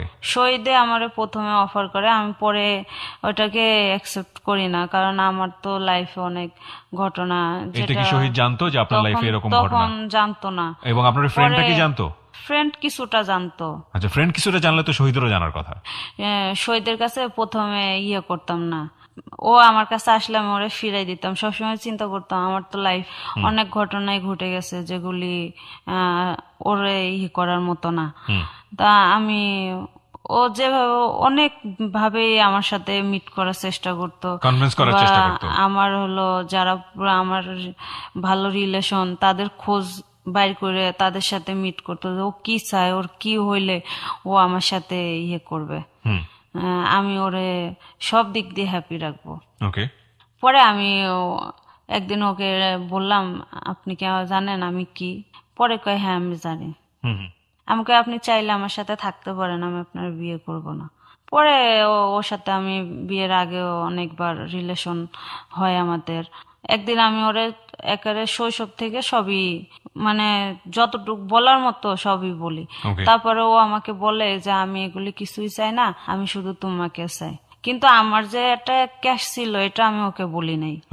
তো ও আমারে সম্পর্ক থাকা চলাকালীন যখন ওর সাথে আমার একটা ঘনিষ্ঠ সম্পর্ক হয়ে গেছে, যখন মানে ওকে ছাড়া আমার আর চলবে না বা আমি ওকে ছাড়া চলবো না এরকম, ও তখন আমাকে একটা জায়গা দেখাইতে নিয়ে যায়। তার আগে আপনি আমাকে বলেন, তখনও কি মনির সাহেবের সঙ্গে আপনার সম্পর্ক ছিল?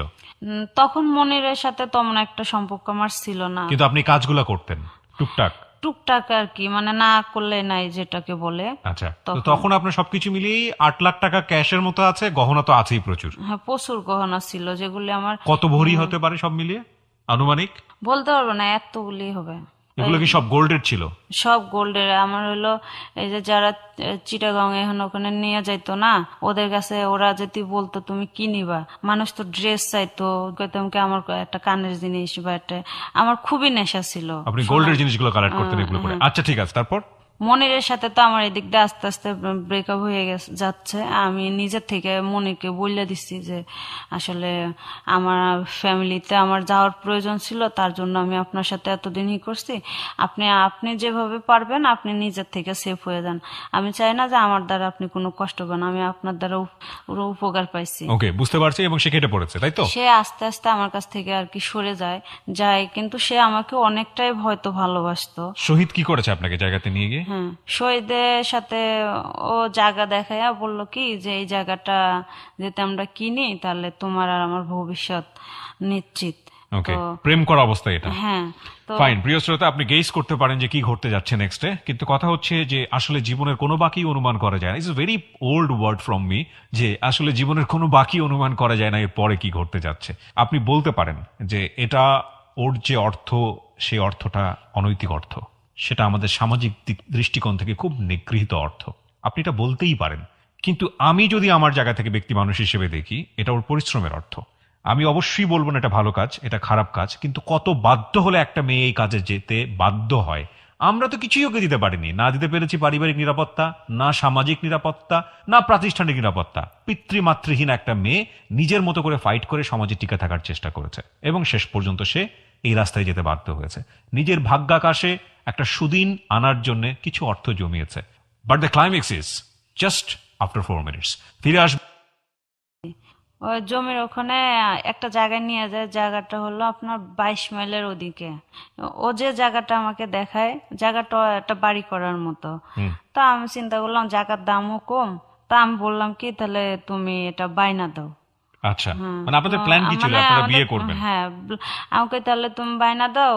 আমি কই আমার কাছে আমার যে টাকা আছে আমি বলি না, আমাকে আমার কাছে কিন্তু তেমন টাকা নাই, আমি কিন্তু দিলে হয়তো 50,000 বা এরকম দিতে পারবো।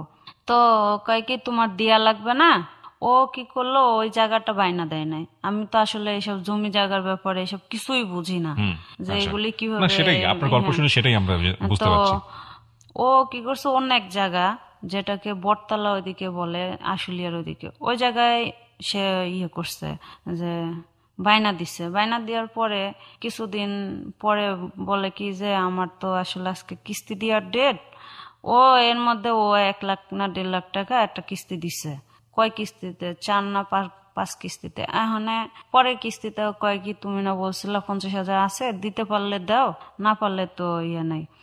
তো আমি মনে করেন ওরে ওই 50,000 টাকা দিই। পরবর্তীতে বিভিন্ন অজুহাত দেখায়। তো আমি কই কি তাহলে এক কাজ করো, তুমি জায়গাটা এখন কিনো না, পরে কিনো। আমরা কই আগে আমাদের বিয়ে শাদিটা ক্লিয়ার করি, পরে দেখি কি করা এটা যায়। কে বললো? আপনি বললেন না ও বললো? ও বলছে, আমিও বলছি, তো দুইজনে। আপনাদের প্ল্যান ছিল আপনারা বিয়ে করবেন? হ্যাঁ, আমাদের আচ্ছা। প্ল্যান ছিল, কিন্তু আমরা চাইছিলাম কি যে একটা মানে জায়গা কিনা ওখানে আইসা আর কি সেটেল হবো, এরকম। তখনও তো আপনার সম্পর্কে জানে না যে কিভাবে আপনি পয়সা ইনকাম করেছেন, না, কি ও অবস্থা? সব আগে থাকতে জানতো, কিন্তু ও এমন আপনাকে ভাব নিয়েছে যে ও কিছু জানে না? কিচ্ছু জানে না। ও আমার কাছ থেকেও নিজের থেকেও শুনছে। আমি নিজে ওকে A to Z, মানে আমার যাতে কোনোদিন বলতে না পারে যে তুই এটা করছিস বা তুই আমারে ঠকাইছিস। যে কারণে আমি ওকে, ও সব কিছু যাই না, আমাকে বলছে যে ঠিক আছে, তোমার সবার জীবনে কিছু না কিছু থাকে, আমার জীবনে একটা আছে যে আমার এরকম আমার ওয়াইফ ছিল, ও একজনের সাথে চলে গেছে, পরবর্তীতে আমি তাকে ডিভোর্স দিছি, আমার কাছে ডিভোর্স নামা আছে, তুমি দেখলে দেখতে পারো। ওকে, ঠিক আছে। তো পরে ও আমাকে ওই যে জায়গার ব্যাপারে পরে কয় কি ওই লোক তো এখন বায়না ফেরত দিবে না, কই টাকা মার যাবে। বুঝতে পারছি, যে কোনো ভাবে হোক আপনার টাকাটা মার গেছে, তাই তো? তো ও এটা মার যায় নাই, মানে ওটা ও ই করে চালাকি করে রাখছে। আলটিমেটলি ওই টাকাটা খেয়ে ফেলছে। পরে আমি কই থাক, তো পরবর্তীতে দেখি। তা এখন মনে করেন আমারও মাথার মধ্যে একটা সব যাচ্ছে যে আমি একটা বাড়ি করতে পারলে আমার 2টা বোনকে আমি মানুষের মতো মানুষ করব। পরে আমার এই যে বিয়ে হলো। বিয়ে হওয়ার পরে বিয়েটা আপনারা করলেন, বিয়েটা করার পরে ছেলেটা সম্পর্কে আপনি তখন জানতেন? বাড়ি কোথায়, কোথায় থাকে না থাকে কিছু জানতেন? ও কোথায় থাকে এটা জানতাম। ওখানে তারপরে গেছেন আপনি বিয়ের আগে?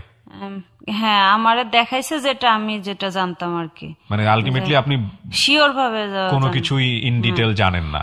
আর ও এমনি ওর ফ্যামিলি লোকের সাথে কথা বলাই দিত। ওটার ফুপু ছিল, ওই ফোনে কথা বলতেন? হ্যাঁ, আচ্ছা। চাচি ছিল। এটি এখনো অরিজিনালি ওর, ডুপ্লিকেট না। বিয়ের সময় সাপোর্ট দিছে, কিন্তু বিয়ের 6 মাস হয় নাই।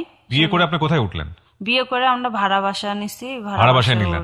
আচ্ছা, তো ও ইনকাম কি ছিল, ও কি করতো? ও জানতাম যে ও একটা জুটের ব্যবসা করে। জুটের ব্যবসা করেন? হ্যাঁ। এবং ওইটা দিয়ে আপনাদের সংসার মোটামুটি চলে যাবে। ও কি বলেছিল যে বিয়ের পরে কি আপনি ধরনের কাজ করবেন নাকি করবেন না? ও এরকম কোনো কিছুই বলে নাই? যে ঠিক করতে আছে। হবে বা করবা বা কিছু কইরো। ও কি আপনার বাড়ি সম্পর্কে জানতো, কে আছে কোথায় আছে? হ্যাঁ, ওকে মানে আমি যা বলছি তাই, মানে আমি আমার সো কোনো জায়গায় কোনো কোয়ারি করে নাই, কিছু জানতেও চায় নাই? আর ও যখন জানতে চায় না, আমিও তেমন একটা প্রেশার দিনে। ঠিক আছে, তো বিয়ের 6 মাস পরে কি যেন বলতে চাচ্ছিলেন আপনি? হ্যাঁ, বিয়ের 6 মাস পরে ও আমারে ও টাকার জন্য প্রেশার দেয়। এর এর মানে জায়গা কিনবে, কয় ওইটা মার যাবে। সে পরে আমি কই কি আমার তো তেমন টাকা নাই, দেখি আমি ম্যানেজ করে দিতে পারি কিনা। আচ্ছা, আপনি টাকাগুলো কোথায় রেখেছিলেন? টাকাগুলি আমার বাসায় ছিল। বাসায় বলতে? কিন্তু বালিশ বানানো ছিল। ওই বালিশের মধ্যে আপনি টাকাগুলো রেখেছেন? বালিশ বানায় আমার এটা একজনে বলছিল। আর গহনাগুলা? গহনাগুলি কিছু আমার কাছে ছিল, কিছু বিভিন্ন মানুষ খেয়ে ফেলছে আর কি। তো মানুষ খেয়ে ফেলছে মানে? মানে অনেক সময় অনেক জায়গায় গেছি, তারা এমনি শয়তানি করে ভণ্ডামি করে রেখে মানে দিছে। আপনি যাই হোক আপনি গহনাগুলো রাখতে পারেননি? না, অর্ধেকের বেশি ছিল, আর কম অংশ। এগুলো আপনি কোথায় রাখছিলেন তখন? এগুলি ও জানতো আমার কাছে ছিল, কিন্তু গহনার ব্যাপারে কিছু বলতো আচ্ছা না। ঠিক আছে, বলেন তারপর। ওর টাকার জন্য চাপ দিত? খুবই চাপ দিত যে এখন কিভাবে কি করবো, আমার এতগুলি টাকা মার যাবে, আমি এত কষ্টের টাকা। পরে এক সময় চিন্তা করলাম, তো আমার হাজবেন্ড, ওর থাকা মানে তো আমারই থাকা। যখন আর ও এমন একটা ভাব করতো কি ওর মতো ছেলেই না। মানে মানে কনভিন্স হয়ে যেতেন আপনি যে কোনো আমি ভাবেই হোক? ও যদি এখন আমার সামনে আসে না, ও এমন ভাব করবে, আমি নিজে থেকে মানে তার প্রতি যে কি হয়ে যায় আমি নিজে বলতে পারি না। আচ্ছা আচ্ছা ঠিক আছে, দুর্বল হয়ে যেতেন। হ্যাঁ হ্যাঁ, বিভিন্ন ভাবে টাকা করে। তো আমি আবার বলি কি যে দেখি আমি বাড়ি যেয়ে কিছু টাকা আনতে পারি কিনা, হুম দাঁড়াও আমি বাড়ি যাই। ওকে তো আর আমার হাজবেন্ড ইস্যু করাই নাই। হুম আমি কই তুমি এখন 2-5 বছর যাইতে পারবো না, আমি যাইয়া দেখি। হুম। আমি 2 লাখ টাকা ক্যাশ এনে ওকে দিই। মানে ওই বালিশের ভিতর থেকে বের করেন আর হ্যাঁ, কি? ওইটা আমি নিয়ে যাই আবার নিয়ে আসি। আচ্ছা, আর ও তো মনে করেন এমনি বাড়ি থেকে গিয়ে নিয়ে আসছে? হ্যাঁ, বাড়ির থেকে নিয়ে আসছে। আর ও তো কল্পনাই করতে পারে না বালিশের ভিতর টাকা আছে। হুম এর মধ্যে আমার অন্য একজনের কাছে 1 লাখ টাকা ছিল, হুম সে আমার কাছে ধার হিসেবে নিছিল। হুম। পরবর্তীতে ওর কাছ থেকে আমি 50,000 টাকা আইনা ওরে দিই, যে আমি কই দেখো এই টাকাটা আমি ওর কাছ থেকে লাভের উপরে আইনা তোমাকে দিলাম, এবং ওর সামনে ও Okay. বলল যে প্রতি মাসে 5,000 করে লাভ দিবে। ওকে। যখন 6 মাস হলো, কয় জমি রেজিস্ট্রি করা লাগবে। এই মুহূর্তে আমার বলে কি তোমার গহনাগুলি তুমি বন্ধক রাখো, রেখে কিছু টাকা না দাও। পরে আমি আর কি ওখান থেকে কিছু গহনা নিয়ে ওই সোনার দোকানে বন্ধক রেখে মনে হয় 30-40 হাজার মতো টাকা নিয়ে আসছে। হুম। ও আমার কাছ থেকে এইভাবেই কিভাবে কখনো 20,000, কখনো 10,000, কখনো 50,000 এইভাবে টাকাগুলি সব খেয়ে ফেলছে। এরপরে যখন টাকা শেষ হয়ে গেছে, এখন আমার বলে কি তুমি তাহলে কাজে যাও। আমি যেতে পারবো না। কাজ বলতে? ওই যে প্রস্টিটিউশন? আবার স্বামী আপনাকে বলছে এটা? পরে আমি কেন যাব না। তো ও ভালো কথা, বিকালবেলা দেখলাম ভালো বাইরে হয়ে চলে গেল বাসার থেকে। ওকে। ও অনেক নেশা করে, ধরেন ও একটা কিছু বললে ধাম করে একটা থাপ্পড় দিত। বা বিয়ের কয় মাস পর থেকে গায়ে হাত তোলা শুরু করলো? ও বিয়ের আগেও আমার গায়ে এমনি হাত তুলছে। আমি তো ভাবতাম ফাজলামি, এগুলি এমনি আমার শাসন করে। আমার তো আসলে অনেক বেশ পদ্মা চলাফেরা, আসলে অনেক অনেক রকমের চলাফেরা নিজেরই ভুল ছিল।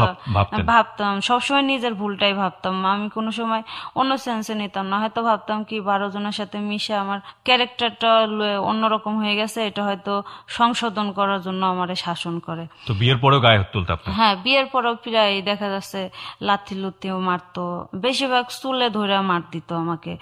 6 মাসও হয় নাই মনে হয় বিয়ের, আমি কাবিন আনছি, আপনি দেখলে দেখতে পারেন। এর মধ্যেও আমার কি করলো, ধাম করে ওই যে মোটরসাইকেলের তেল নাকি যেন পেট্রোল হাতে লাগানো ছিল, এগুলো এমনি লাগাই দিয়ে এমনি ধাক্কা দিল আমারে। কাকে লাগাই দিল? আমারে। মোটরসাইকেল চালাতো?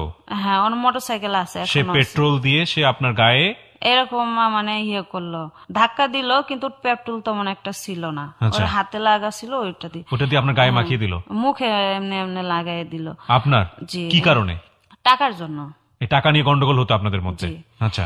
খালি আমাদের সংসারে একটা ইয়ে যে ও বাড়ি করবে, টাকা দরকার, ওর মোটরসাইকেল লাগবে, ওর একটা ঢাকায় বাড়ির শখ, আর কিছুই না। এগুলোর জন্য আপনার উপর চাপ দিত? হ্যাঁ, ওর এবং একটা ধারণাই হয়ে গেছিল আপনার কাছে টাকা আছে? ওর ধারণা এটার দিকে ছিল, ওর যে ফ্রেন্ড ছিল মিজান, মিজানের সঙ্গে কি আপনার শারীরিক সম্পর্ক ছিল? না, ও আমার সাথে আমাকে বোন বানাইছিল।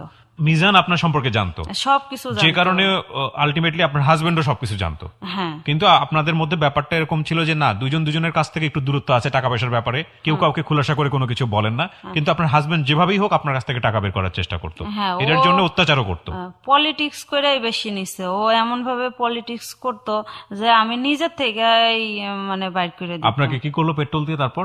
ওই মানে অল্প একটু হাতে এমনি ছিল হয়তো, ওটা এমনি ই করে দিয়ে এমনি ধাক্কা দিয়ে, মানে পিছন থেকে আমার বলে কি আমি চা খাবো। আমি যে ওখানে চা বানায় এখানে চুলার ধারে দাঁড়ায় দাঁড়ায় কি জানে একটা করছে, এর মধ্যে ও আইসা আমার কি করলো, এমনি ধাক্কা দিল, মানে এমন ভাবে ধাক্কা দিল যাতে আমি চুলার উপরে যাই পড়ে। ধাক্কা দেওয়ার সাথে সাথে ওই যে একটু হালকা তেল লাগা ছিল, আগুন লেগে গেছে। লাগা যাওয়ার পর আমার চুলে বেশি লাগছিল আগুনটা। আমি অনেক চিকুর করি পারি, আর আমি বলি কি আমি মারা গেলাম, আমার বাঁচাও বাঁচাও। তো আমি তো অ্যাপার্টমেন্টে থাকতাম, সাবলেট একজন ছিল, ও মনে হয় ছিল না নাকি ছিল, কত কিন্তু সালের ওরা- দিকে এটা? এটা 2008-9 এরকম। এই সময়টাতে? পরে আসছে আমার সাথে, মেডিকেল আসছে, কিন্তু ওই সময় ঘরে ছিল না ছিল আমার আসলে মনে আসছে না। ওকে, তো আপনার গায়ে আগুন ধরে গেল সেই হ্যাঁ, সময়টাতে? তো আমি চিল্লাচিল্লি করি আর কই বাঁচাও বাঁচাও, পরে ওই আবার আগুন লিভাইয়ে দেয়। আগুন লিভানোর পরে আমি আমারে নিয়ে মেডিকেলে আর কি। ওই যায়? হ্যাঁ, ওই পাশে যে ইয়া থাকে মেডিকেল একটা ছিল, এখন নাই ওই মেডিকেলটা, ওখান থেকে আমাকে রিটার্ন দিয়ে দেয়, নিবে না। এত পুড়েছে যে আপনাকে নিতে পারছে না? না, আমাকে কত ওখানে পার্সেন্ট পুড়েছিল আপনার শরীরে? 15%। 15% পুড়ে গেছে এই আগুনে? জি, না নেওয়ার কারণে আমার এই যে বার্ন ইউনিটে ঢাকা বার্ন ইউনিট, ঢাকা মেডিকেলের বার্ন ইউনিট? জি, ঢাকা মেডিকেলে বার্ন ইউনিটে নিয়ে গেল। জিজ্ঞাসা করলো কি হয়েছে, কই রান্না করতে যে পুড়ে গেছে। পরে ও আমাকে বলে যে শোনো, তুমি যদি তোমার কেউ নাই, তুমি যদি চাও আমার সাথে সংসার করতে তাহলে কিছুই বলবা না, যদি না চাও তাহলে বলতে পারো। এবং সেটা আপনি নিশ্চয়ই গোপন করেন? আমি তখন সেটা আমাকে জিজ্ঞাসা করে, সাংবাদিক আসছিল একটা, আইসা জিজ্ঞাসা করছিল যে কি হয়েছিল। পরে আমি বলছি যে আমি পা পিছলায় পড়ে গেছি, যে বুঝতে পেরেছি, এটা বলতে হবে না আপনার, আমরা খুব ভালো করে বুঝি যে আমাদের দেশের নারীরা পরে তাদের এই আমি তো একটা সংসার টেকানোর জন্য কতটা স্যাক্রিফাইস করেন। মেডিকেলে আমি 64 দিন থাকি। পরে আমার নিজের টাকা পয়সা যা ছিল আমি তো তখন বাধ্যমূলক বাইর করে দিছি, কারণ ওই যে যন্ত্রণা, ওই যন্ত্রণা আমি নিতে পারতেছি না। ওরা যে কিভাবে একটা ক্ষতর ভিতরে এইভাবে হাত দিয়ে ই করে মাংস উঠাই ফেলে, যেটা মানে যার সাথে ঘটে সেই বলতে ওই পারে। মানে আগুনের পোড়া ট্রিটমেন্টের কথা বলছেন আপনি? হ্যাঁ জি, তো আমার মনে করেন ওই সময় বাদ বাকি যা গহনাগাটি আমি কোথায় কি আছে সব বলে দিছি ওকে, যে এরকম ইয়া। বালিশের মধ্যে টাকা আছে, এটা আছে, ওটা আছে, সব। তখন বালিশের মধ্যে টাকা ছিল না, টাকা ও সব অলরেডি খেয়ে ফেলছে। যখন টাকা শেষ হয়ে গেছে তখনই ওর সাথে আমার মানে সম্পর্কটা খারাপ হয়ে গেছে। তো গহনা ছিল, অনেক গহনা ছিল তখনও।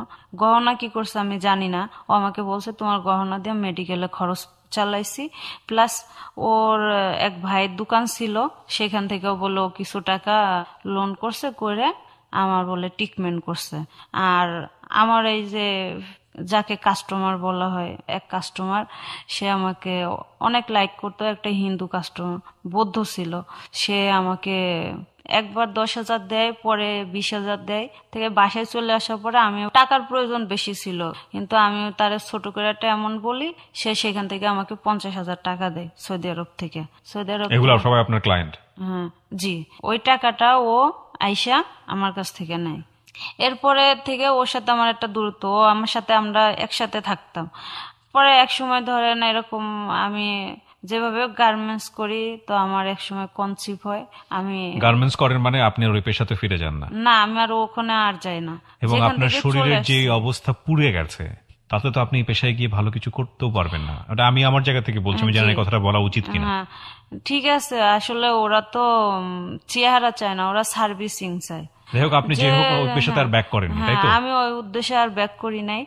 অনেকে আমাকে প্রপোজ করছে এটার পরে। ঠিক আছে, তো গার্মেন্টসে কাজ করছেন এবং কনসিভ করেছেন। গার্মেন্টসে একটা ভালো একটা ফ্যাক্টরিতে চাকরি করতাম।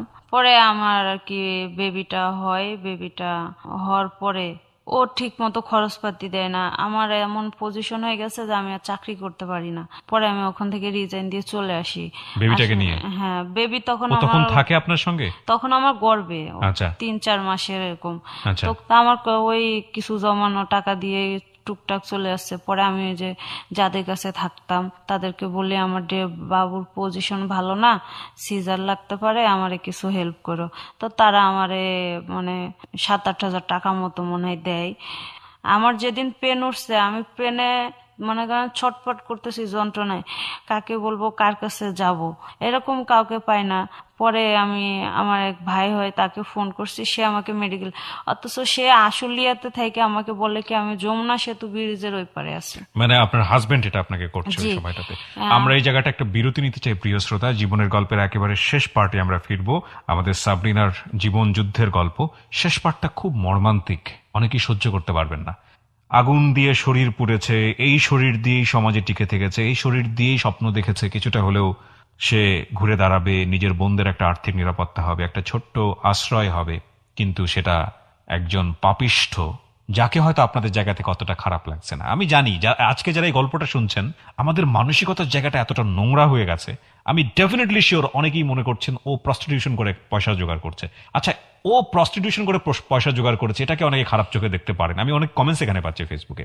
কিন্তু যে ওই পয়সা অন্যায়ভাবে ওকে মেরে ধরে ওর কাছ থেকে নিয়ে গেল, সে কত বড় প্রস্টিটিউট, কিংবা সে কত বড় মানে চোর, বাটপার এবং বদমাইশ এবং কত বড় অপরাধকারী একজন মানুষ, এটা কি আপনার মাথায় একবারও আসছে?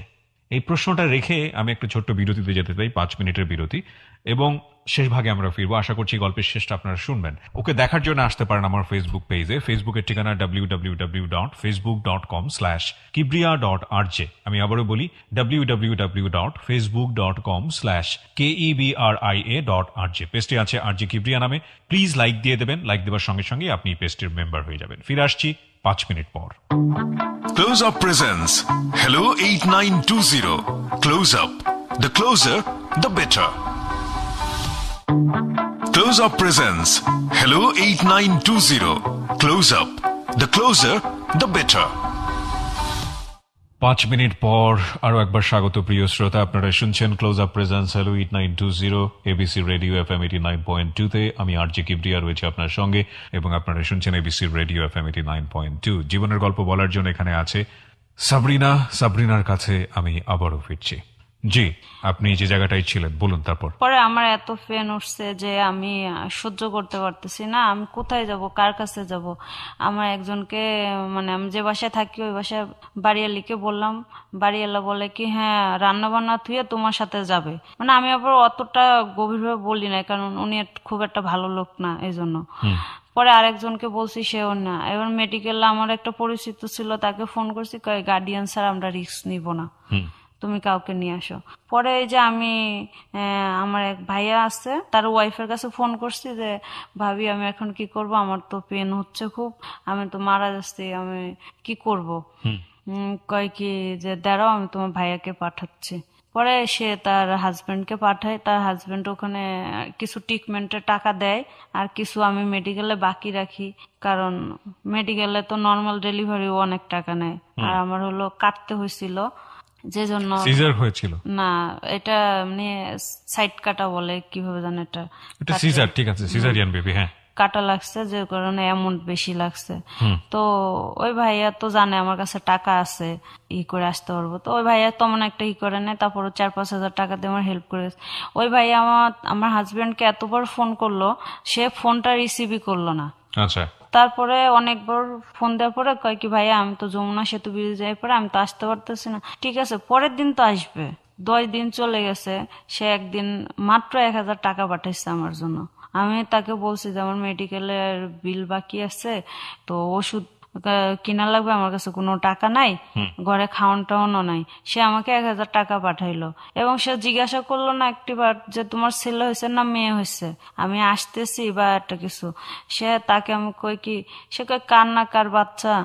সে এই কথাটা আমাকে বলল। যখন এই কথাটা বলছে, আমি তো মনে করেন যে এই দুনিয়াতে নাই, যে যাই কিছু হোক না কেন, যাই কিছু করি না কেন, সে আজকাল মেডিকেল এত পদ্ধতি আছে, এত কিছু আছে, সে এটা নিতে পারতো ব্যবস্থা। সে ডাইরেক্টলি আমাকে কথা বলল। সে যখন এই কথা বলল, আমি তো চিন্তা করলাম আমার তো বাবা মা কেউই নাই, আমার স্বামীও নাই। আমার যে স্বামী আমাকে বলছে, হয়তো সে পরবর্তীতে সে আমার মতোই হবে, যে লাঞ্ছনা বঞ্চনা, যে ঈদ আসলে ঈদ পাবে না, আনন্দ ছেলে না মেয়ে? ছেলে। আচ্ছা। তারপরে ধরেন কোনো কিছু পাবে না, আরো নষ্ট হয়ে যাবে ছেলে। ছেলেরাও নষ্ট হইতে পারে, ওরা কত রকমের নষ্ট পদ্ধতি আছে, নেশাখোর হবে, এটা সেটা হবে। তার থেকে আমার তো এমনি অনেকের সাথে পরিচিত এরকম যে তারা বাবা হতে পারছে না। পরে আমি তাদের সাথে একটা কমিটমেন্ট করি যে আমি কোনোদিন তাদেরকে পরিচয় দিব না যে বাচ্চা আমার। আর সেও আমাকে ওয়াদা করছিল যে আমি বাচ্চাটা নিলাম, কিন্তু আমি কোনোদিন বলবো না যে এই বাচ্চা আমার, মানে তার আর বাচ্চা হবেই না, ওয়াইফের প্রবলেম। আপনি খোঁজ পেলেন কি করে এই লোকটার, এই দম্পতির? এই হলো আমার একজন পরিচিত গেস্ট ছিল, পরিচিত ছিল। সে আমার কাছে এর আগে অনেকবার এমনি বলছিল যে তুমি তো অনেক জায়গায় যাওয়া আসা করো, অনেকের অনেক সময় এমনি হয়ে যায়, সেই হিসেবে সে আমাকে একটা মোটা অঙ্কের অ্যামাউন্ট দিতে চাইছিল। আমি এতটা হয়ে যাই না যে নিজের সন্তানকে বিক্রি করে দিব। হইতে পারি দারিদ্রতা, হইতে পারি অসহায়, হইতে পারি অনেক ছোট, কিন্তু তাই বলে নিজের সন্তানকে শুধুমাত্র সম্মানের সাথে বাস করার জন্য, মাথা উঁচু করে চলার জন্য, সুন্দর পৃথিবীতে বাঁচার জন্য আমি আমার সন্তানকে দিয়ে দিছি। আমি যদি কোনো ভুল করে থাকি,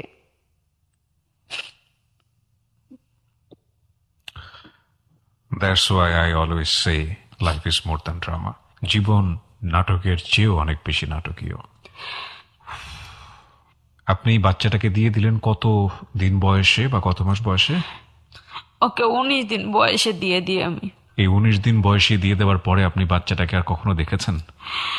আমি ওকে 19 দিন বয়সে দিয়ে দিই এবং 20 দিন বয়সে ওর কান্না শুনি মোবাইলে।